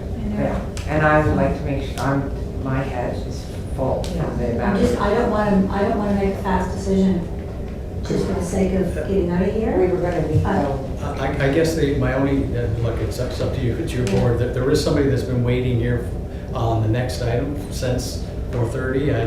But again, the rest of them may be able to wait till That's the, 8 PM. the Towers Road. So they're coming in to do another presentation? They're not coming in for a presentation, but he's here if you want him, because there's some explanation there. It's in the package as to what they're asking for. But So is this 199 Grafton you're referring to? no, that's No. that. Okay, well then why don't we agree to go 30 minutes and see if we can get done 30 minutes, maybe I don't know, maybe 1 and a half. Sure, So yeah. at least if we have him waiting, out of respect as the person waiting, and see what happens. What we can And do then we can have in 30 maybe minutes. another meeting, what day for lunch this week, because I know they're important to get done, and Well, then there's a have our bunch of- meeting. There is a bunch of stuff, yeah. Okay, so let's, we're all good to go then, right? Good, okay. Number 11, Towers Road, PO 390-559. Alex is in for Laura. Thank you, Mr. Chairman. This is an application for APM. They've recently had a development approved on Mount Edward Road, the Sherwood Crossing development on Towers Road. Staff are seeking a recommendation from the planning board to see whether they concur with the proposed changes to the final architectural drawings for 3 townhouses, buildings 1, 2, and 3, on the approved site plan for the property on the corner of Mount Edward Road, Towers, or deem them to be substantive enough to go back to a public meeting. Again, this was, done as a CDA zone, and inside of a CDA zone, subsequent to approval of a development concept plan, which you've already done, the working site plan and building shall be approved on the recommendation of the planning board for each phase within the CDA zone, provided that in the opinion of council, consistent with the overall development concept plan and any schedules attached thereto.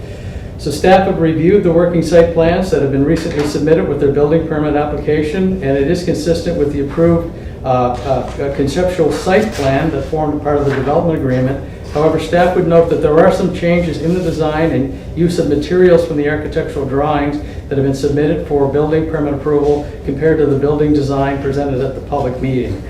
So at the public meeting, the concept plans presented at the public meeting, they're in your package, but the building's rendering showed a more modern design with eaves and window trim that was flush with the building walls.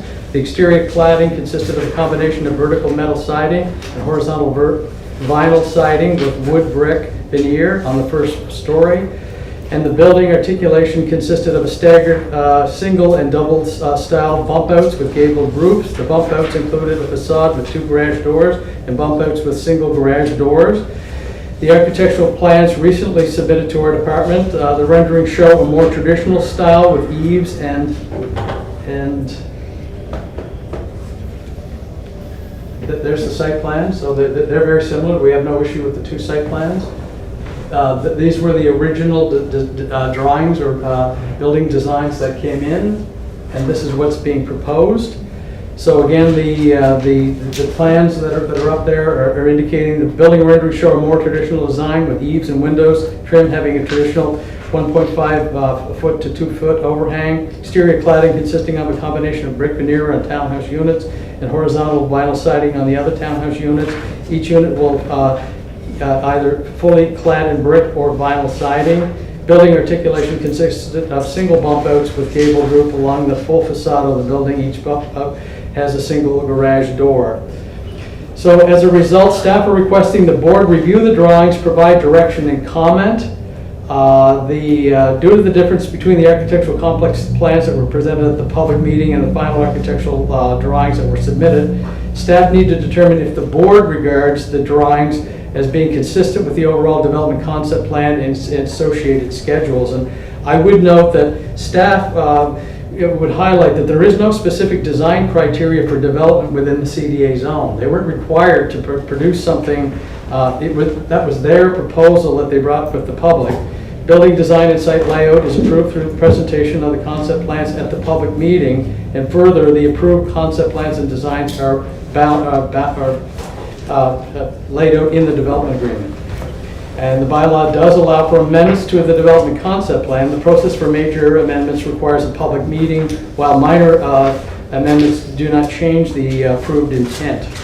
So, our issue here is that when you go to the public and somebody shows a design, staff are pleased with the original design, we can likely live with the second design, but our problem is the public say that isn't what was shown at the original public meeting. So that's why the concept plan does indicate this is a minor adjustment that they can proceed to obtain their building permits, but that's what we're here to make sure that from both planning board and council regard these as either minor, or if they feel that they're significant, that we'll have to go back to the public. Because there's no, if they had submitted the second set of plans at the public meeting, we would have been happy with that, but that's the ones that the public were told were going to happen. So staff can't really readily make that decision ourselves. So all we're asking is for clarification from you folks. If you feel that the plans are consistent with what you feel was the agreement or the tone of the public meeting at that time. Mr. Arsenault, on behalf of APM, is here tonight. He does have a letter in there explaining why they've decided to go with this concept, and it's in some really super small lettering, which I did read earlier, but I cannot read again. But he is here. If you'd like to speak to him or just hear him out as to why they made the change, it may be prudent before you make your decision. But again, if you have any questions in regard to why this is here, I'll be hopefully able to clarify. But our only issue is that when you go to the public council tells us to enter into a contract on behalf of the public.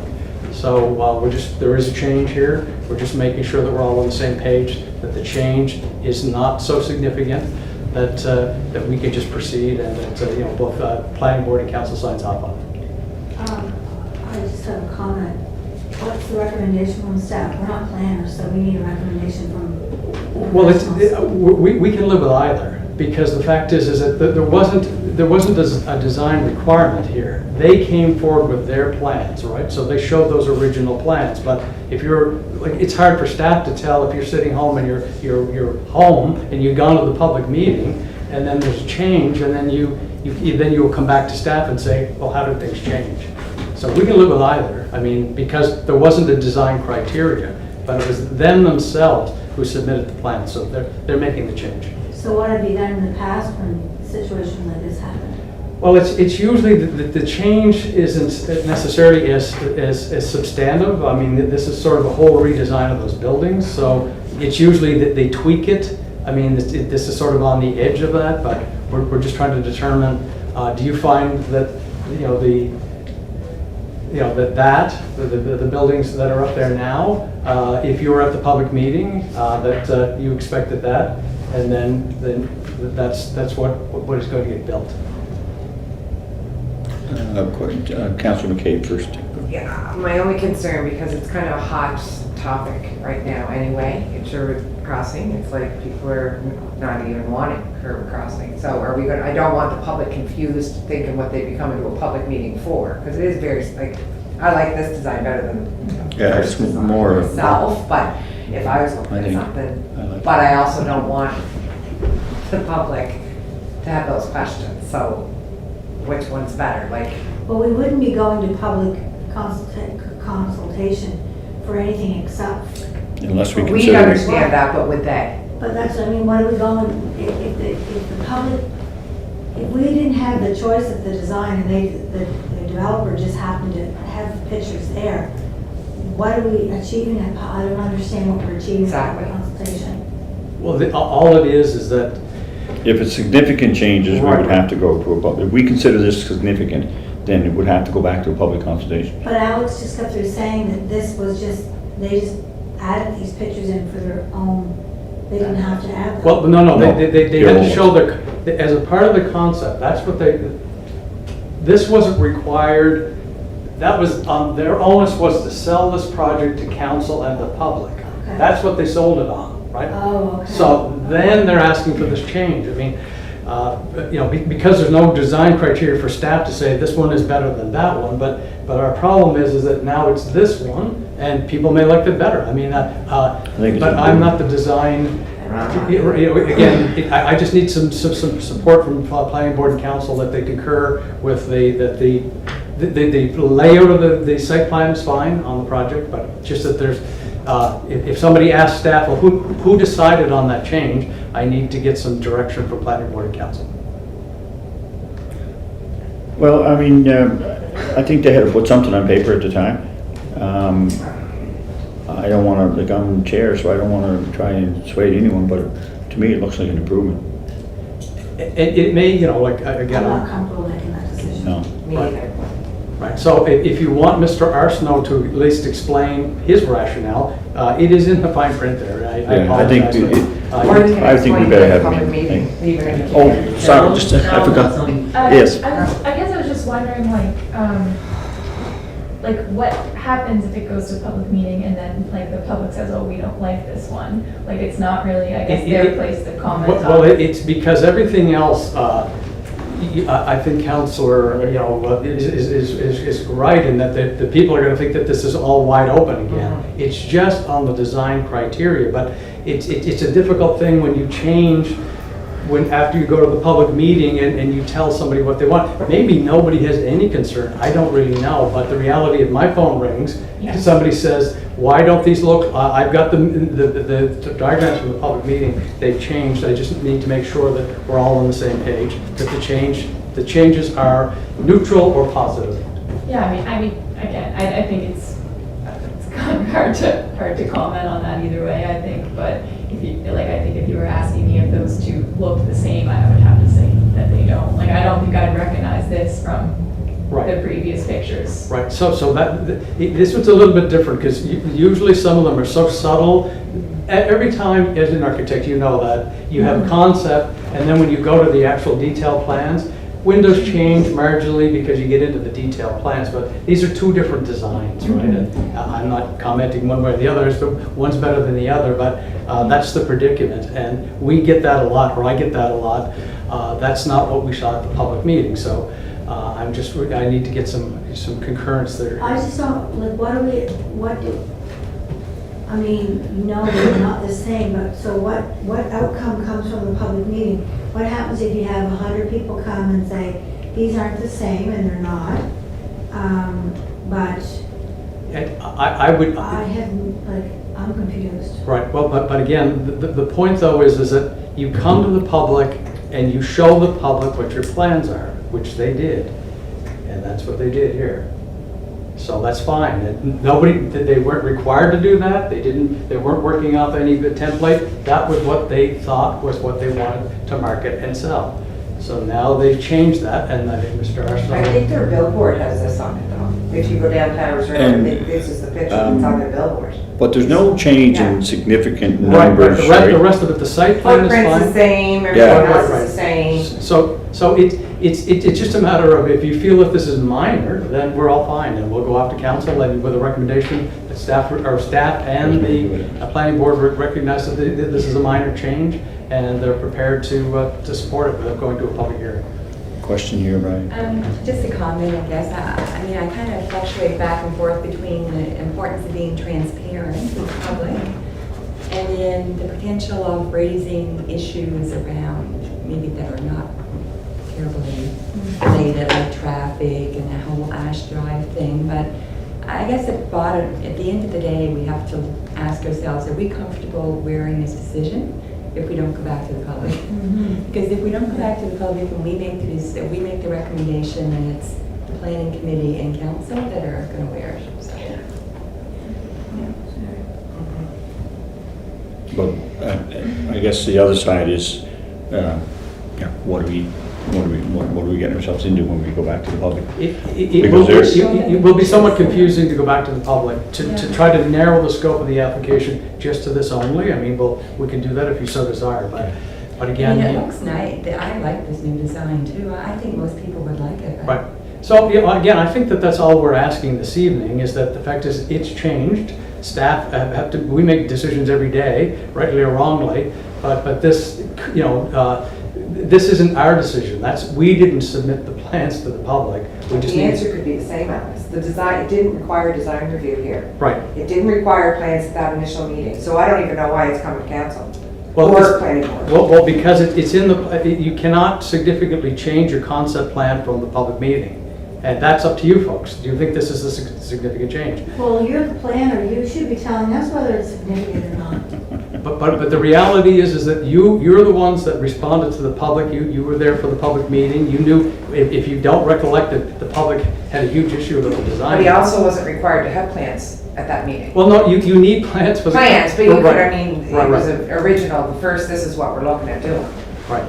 But it was their plans they submitted, and that's what they said to you folks, meaning the public and the council, that's what we're gonna build, and they're asking for a change. But if you look at since my 3 years, anytime Killam presents, they have big, beautiful pictures of what it's gonna all look like, and it's not always exactly what we see. But sometimes it's not in a CDA, it's a comprehensive development area. And if you go back into your report, it highlights exactly what happens. Subsequent to approval of the development concept plan, which you did, the working site plans and building shall be approved on the recommendation of the planning board. So you had to approve this anyways, on each phase with the CDA zone provided in the opinion of council consistent with the overall development concept plan and any schedules attached here too. So it was very clear that it's up to council as to whether they feel that what's being proposed when they put their working plans in is close enough to their original proposal. Can we get direction from council? Then it just has to, we have to get direction from council, not from us. Exactly. But you can make a recommendation. I don't believe that council decides. And I second that. I'm not quick to make that decision. I'm not making a supporting recommendation, but I would recommend that we take this to council to see what they would like to do. They made the vote on what we were accepting. But everything that goes to council comes with a It has recommendation. to come with a recommendation from here. Well, we're. Yeah, but Recommendation. normally everything that comes from here has a staff recommendation too, and so there's an exception to that. We don't have a staff recommendation this time. Right, You're giving us, you're telling us to make the recommendation.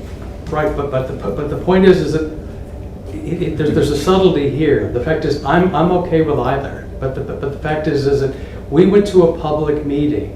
You sat there and you approved something that you felt you were comfortable with, meaning the council and the public, based upon what was submitted. This had to come back here anyways. So this phase had to come back, and a decision needs to be made. Is this similar enough to the concept plan that was there?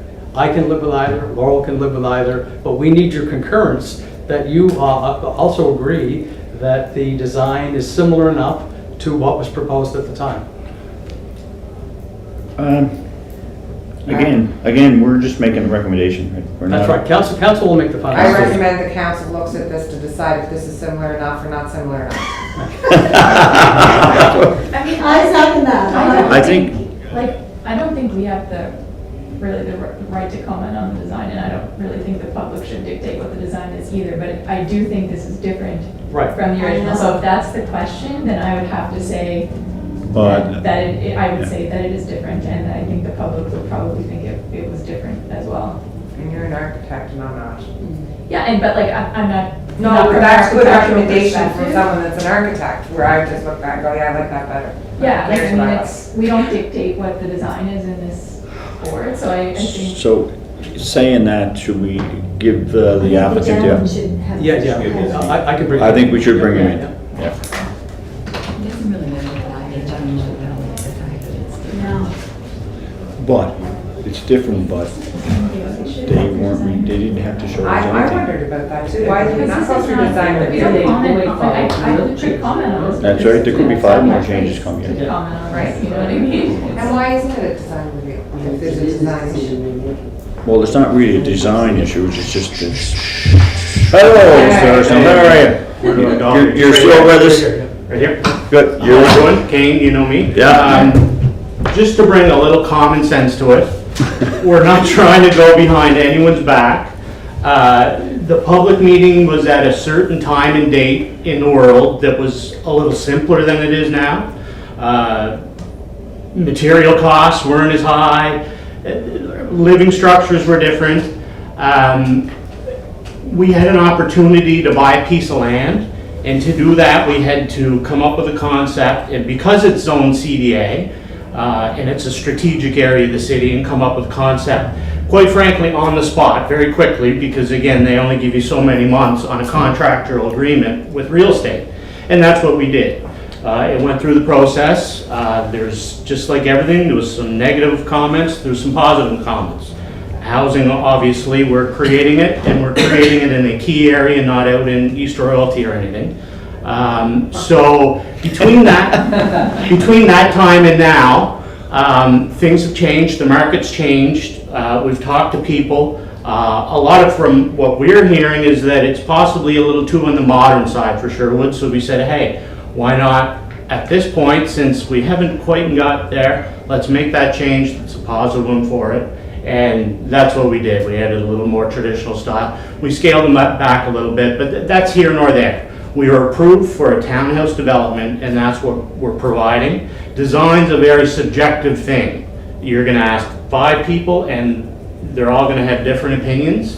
And at this point, we have machinery on site. And quite frankly, going to any type of public meeting is gonna open up a can of worms that is probably not needed, so. I think those original townhouses would look wonderful in East Royalty, because that's the rocking place to live. just like- Yes. They would look beautiful anywhere, and housing's needed anywhere.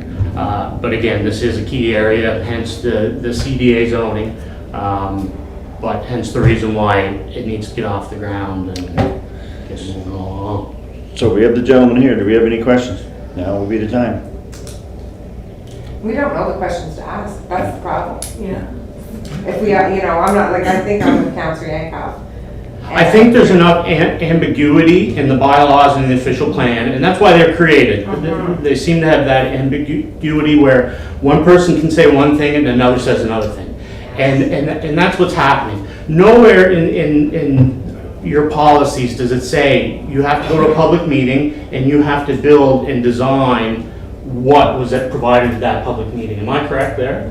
Well, you presented a concept. We presented it, but is there anything in the bylaws, Alex, that says we have to follow through it? And the reason section 3 is there, and it gives you the right to make these decisions.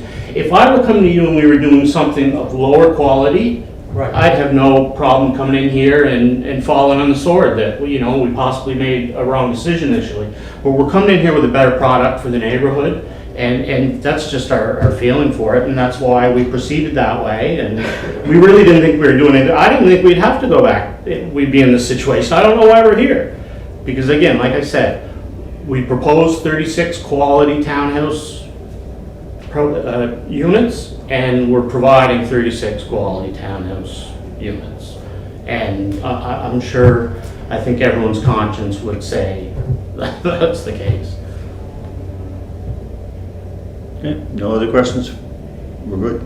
And listen, ironically enough, I was outside watching, and I live at 273 Royalty Road, which is 2 doors down from the gentleman who wants to do an automotive repair place. I'd suggest you all drive out to the neighborhood and just have a look at it, because someone said, well, what's the positive in it?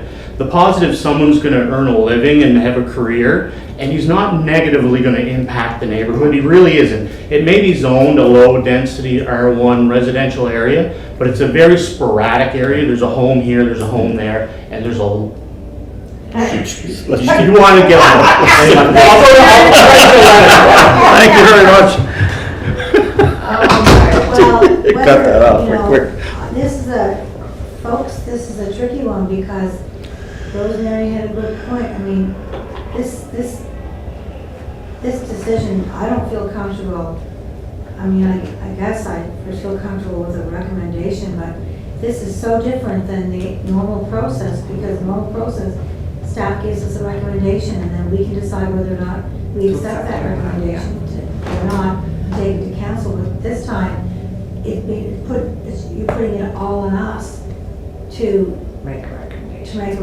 To decide whether or not, But again, I just, maybe the nuances is that when the public talk to you, they're not talking to staff. That's the, you know what I mean? When you go to the public, and then the... Well, the staff gives the presentation.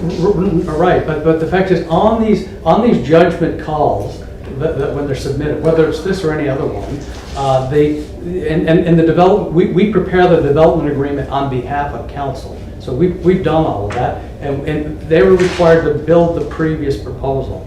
So when you change it, it's not a staff decision. I mean, as I've indicated. So they are changing the development agreement. Well, they're changing the design, and the fact is, if you look, you gotta read that section. Subsequent to approval of the development concept plan, it's already been done. The development agreement has been done here. The working site plans and building shall be approved on the recommendation of planning board. This had to come here anyways, right? This is the first phase. It's just not about the design. Staff are saying we're 100% comfortable with everything else, other than we're highlighting the design has changed. We can live with either. I mean, we don't have a strong opinion, but we were not the ones at the public meeting. You folks will likely have to, the board council or somebody will have to comment that this was approved by council and not staff, because if it's deemed that there was a change and you feel that the change was insignificant, we can go with that. But it's not really for us to say that those designs are the same. That they are different, but that doesn't mean that one is inferior to the other. It's just that they're different. The actual footprint, though. That's all fine. The site plan, everything else is fine. It's just that little nuance there in regard to, that's what we got. That's what they submitted, modern. That's what they've changed to. Mr. Arsenault's indicated why. Like I say, staff can live with either, but again, we need the support of planning board and council that it is a. So, Alex, I have no trouble sticking my neck out saying this is minor to a degree, but why doesn't design review, since they've changed eaves and, like, we're this not. has nothing to do with design review, nothing to do with the. But it's gotta be up to, like, we're not architects, like, are they doing something that's, not great structure, like, we wouldn't know that, right? That's the problem with this. Design review would look at it to see if it would fit the community. That's all they look at, right? Design review would look at it based upon some criteria. So just let's go back to basic principles. They weren't required to submit that design. That's their design that they proposed. And Mr. Arsenault's indicating they've decided to change that for market conditions, all kinds of things, and that's what they've resubmitted. But it's just a matter of, because it had to come here anyways, you needed to approve the concept, then drills down to the actual as-built plans that are being built. And that's the only change that's occurring here. And we can live with either. And like Chris said, it's still the same footprint, they're still being built in the same building codes. Right. So it's just those design elements. So let's. As our other architect said, there is a difference. So which, I'm going to abstain from it, and I guess if you take that as a yes, that's fine, but on record, I'm not voting. Yeah, it doesn't look like the same footprint to me either, but Because one garage is beside each other, they changed the layout maybe. Right, they've changed, they've marginally changed the bump outs, which is alluded to in the report, but again, they weren't required to do the previous proposal either, but that's the one they proposed to council. Staff entrenched that concept plan in a development agreement. They actually want to build right now, and the question is planning board and council comfortable with this design change? So can the recommendation just be that this goes to council? It's always better that, this is just a recommending body. You can recommend one way or the other to council, but council always ultimately makes the decision. It's not that the only thing is that if council wants to go differently from this board, it's more complicated for council. They need more votes. So is the design has changed, square footage is the same? Yeah, the rest of it, like, again, we have no problem with the rest of the changes. It's just that, again, we're like you folks. And So even if the community didn't like the look of that new thing, it's still approved, nothing's going to change with that. Really? Is that what you're saying? We can't go back and say, no, you can't build them. Well, we're just saying that that's what they proposed, and then they. So it's a courtesy. Well, it's not a courtesy. You have a plan policy. Council has a plan policy. It's very clear here. Again, council, subsequent to approval, the working site plan shall be approved on the recommendation of the planning board, you folks, for each phase. This is the phase with the CDA zone, provided it is in the opinion of council. And consistent with the overall development concept plan and other schemes that attach here too. But I feel like if we're not going to take the public's whatever they say about the different designs, like into consideration, which I don't think we can go back to APM and say specifically change this or this, then I don't think there's any point in going back to the public. Right. That's my. I agree. Okay, so then let's move this to council and explain everything we explained here so that they can understand clearly what they're voting on, because maybe after 3.5 hours, you just can't comprehend.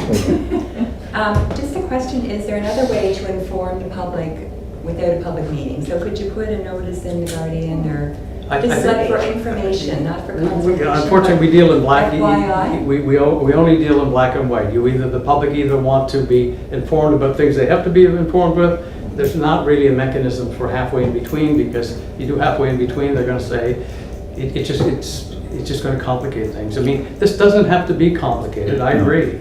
But the reality is somebody's gotta make a decision, and it's council. So this is coming through the planning board for a recommendation to council, and staff are just pointing out there are changes here. Again, we can live with either. There's not a design criteria of which to base one design over the other, but they have made a change, and we need to recognize Is there anyone not happy with the change? And that's really, I think that's the best question. It's really, if you Right. folks as decision makers, do you feel that that one is so much superior to the other that you're uncomfortable with? I really don't think I'm in a position to make that. I'm not an architect. I mean, I like the look of this, but But you weren't an architect when they submitted it as well, and you No. already made a recommendation But on this. I think the issue here is the public has been told one thing, and now there's another concept being presented, and that's the issue, really. You know, so Well, no, we feel we have to inform It's not the people. concept, it's the design inside the concept. Yes. The concept is the same, Yeah. but again, it's everything that's a part of it. The building design is a part of that concept. Alex, could we recommend that since there's no design guidelines, that the designer or architect can decide what the building is? Because like, for us to comment on design, I think is totally out of. You're not being asked, it's just the fact that, unfortunately, that's just the way the CDA zone works. And the CDA zone is a particularly, We didn't approve the structure, we approved the concept of so many buildings, so many townhouses, so many apartments, so many whatever. Right? And they put a picture there to move it along, but they're not held to that picture.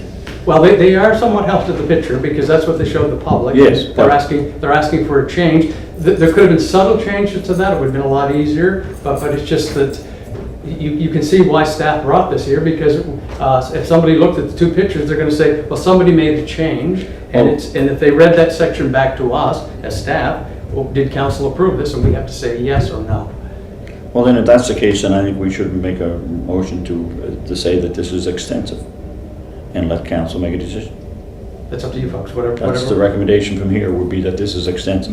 If we don't recognize. And moving on to city council? And then council has to make that decision, and that means it would go to a public meeting again, or the council would say, no, we disagree. Collectively as a group, because they're the ones that have the final say. Yeah.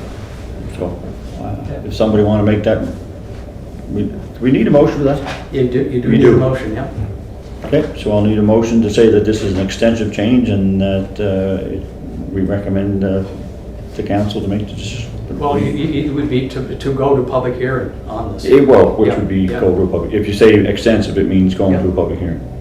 But somehow, it's got to be controlled to the point where we say, it's only about this. You can't start going back, how many units, how far the driveway is going to be. We can't get into that, right? That would be the question. It'd be awful With the hard. design change, they've already pointed out that the garages aren't the same. And that is going to bring up all of that when you go back to the public hearing. So just from your report, the bylaw does allow for amendments to a development concept plan. The process for major amendments requires a public meeting, while minor amendments that do not change the approved intent of the use, that's not changing, or lot can be signed off by the development officer. So, again, we're just trying to tell whether this is a major change or a minor change. Well, what is it?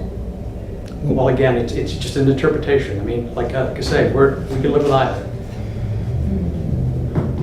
And the key thing is that if I were in your shoes as a decision maker, again, when you look at the two designs, are you really, is it one so significant over the other that you'd say, well, wow, that's such a different change? I think the public need to comment on that. And then you have to think back at the public hearing. Did anybody even comment at the public hearing on the design? I've been to so many public meetings, I kind of forget. But if that wasn't a big issue at the time, then people were, I don't recollect people commenting a lot on the design. Do we have the original minutes from the public meeting? That would tell us whether or not people were concerned about it. Yeah, I mean, So maybe that's what we need, to know what the public had wanted. I don't even know if I'm allowed to talk about this. Was I in conflict on this or just on Spencer Road extension? Jeepers, that would be good. I'm in conflict with something in there. You poured off, you kidding? Well, let's go, folks, we gotta make a Grew up decision. off the street. Minor or extensive? minor or major? Minor. Major public hearing, minor, goes on council, they sign off, up or not. And if they don't agree, then they would go. They would decide on a public hearing. They would go to- Right. Can council override that it's major and not minor? Not if they're not given the option. They're not getting the option for that, if we say major, minor. Well, it's council, it's always council's decision on everything. So Yes, but they're not gonna know that this discussion was had. Right. Unless they're home watching it on YouTube, which I'm guessing that's probably not the case. But I guess, thinking about it, if we say it's a minor, and Then council, who cares? and council thinks it's major, well, then council makes that decision. That's right, that's the other way to deal with it. As much as That I'm gets part of it. council. That's one or the other, that's what I said, can we not bring that So to will you council? present that all to council on Monday? Well, I'm night? gonna have to, yeah. That was my original thing a long time ago. Yeah, like, I mean, this is it's a good improvement, let's face it. You hate to see the project slowed down. Like, there's two sides to everything when we make these decisions, right? It's important that the public knows, but it's also, we got a developer that's gonna do some affordable housing, and we're gonna slow him down, right? And he's through the roof, probably trying to get money as it was. So, you gotta look at both sides, but I think if we decide here tonight that it's a minor change, and when we present it, we can talk about this debate, that we had trouble as a planning, and maybe if the council so then decides that, we think it's major, then that's it goes to a public meeting. I'd rather do that. And in the interim, That's minor. I'll check the minutes of the public hearing. Yeah. Maybe I'll send that to the counselors Yeah. who will be deliberating on Monday night. But again, I don't recollect ever going back to a public meeting on such a reduced scope of what's occurring here. But again, it's, we get calls every day as to who made these decisions, and it falls to us a lot of the times, but this is entrenched in the bylaw. You had to sign off on this anyways, regardless of if there was no design issue and it was all tickety-boo tonight, you'd still have to say yes, you're in concurrence with these plans that have been sent back. How about we do this? It's always good to go big and then back her up. So as a committee, I am recommending that we are gonna say it's a major change, according to our architect. Chairperson is gonna present the debate we've had here tonight. Council can look at that and go, why would we ever go to public meeting for that simple change? And they can say, as a group, we're gonna go down to a minor one.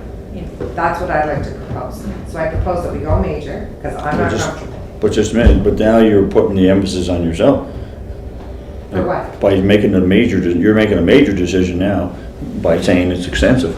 Where if you say it's minor, then the planning board gets off pretty easy and council has to change it. However, I think we've got our architect on record in the minutes saying that she didn't recognize the two designs, that they were identical designs. Yes, but I don't feel like I'm allowed to comment in here, like, as an architect. Like, I guess I I know. wouldn't feel comfortable commenting on anyone's design. I think it's just like, I think the change is recognized, like, you don't know that these two are the same. If I just saw two pictures, I wouldn't know. I wouldn't either on that, but Yeah. I really don't even think, I would never have thought what they presented that night was necessarily what we were voting on, that we were accepting. True. So for me, that it's here and that this is brought up has caused me more stress than not whatever they would have put up in Towers Road. Yeah. Without me thinking when I voted. I did not vote no, I was voting on the original concept design. Okay, whatever you want. You've got a motion. Gary's idea better. Go do whatever you want. It's 20 after 8, I'm good. Confirm it or override it. Okay, so here's how we're gonna do. We do have a motion to say it's extensive. If we have a seconder, then second it, so then If not, we'll go the other way. All those in favor of saying that this is a major move and that council has to make the final decision? 1, 2, 3, 4. Were you there before? No. Not with this. 1, 2, 3, 4, 5. So those against, 2, 5, 2. So it's going to council as a major change. Well, it would be, Which to means go to probably council with a recommendation to go back to a public back to a hearing. public meeting on the structural change. Why does that have to be a recommendation? That's the only way, if it's major, it goes back to a public Oh, hearing. right, 'cause Right. that's what it means. But you're gonna provide them with this 2-hour debate of the other information. I'll explain that it was a hard decision that. Can we have these pictures Can we still before hear your council? meeting? Sure. Absolutely, so they can see. Just stay here. Yeah. Okay, Please, gosh. after that, so Alex, we're gonna have to adjourn the other two. Okay. Um, What were the other two? 199 Grafton. 99 Grafton Street, which is, that's not. And the other is the, what was it? The Haveland Street. Haviland Street, yeah. Oh, actually, Haviland Street is really quick. It's really quick. And there's some pressure on me on That Haviland last Street. one was very quick. Pretty easy. Right. So, it's up to the board. Would you like to deal with Haviland Street? Nope. No, we do lunchtime, we have another one to do anyways. Yeah. You said this one was gonna be simple, we 45 minutes? Yeah, and I do. I thought it was simple, but anyways. Tell you what, That's up to, if you want to have a It's lunchtime up to you, meeting. it's up to the chair, I Yeah. guess. Yeah, no, let's, how much pressure are you under? Like, What's that? how much pressure are you under here? What's the? Well, look, at CA, look, I think it can wait. It can wait, Yeah. okay? See, it's just down there where they're trying to put that. Okay, so we'll be expecting another meeting notice coming from Ellen at noon, some hour it's coming up this week. And there might even be another 1 or 2 items by that time anyway. I need a motion to adjourn. Moved by Captain. Holy hell. That package. No wonder.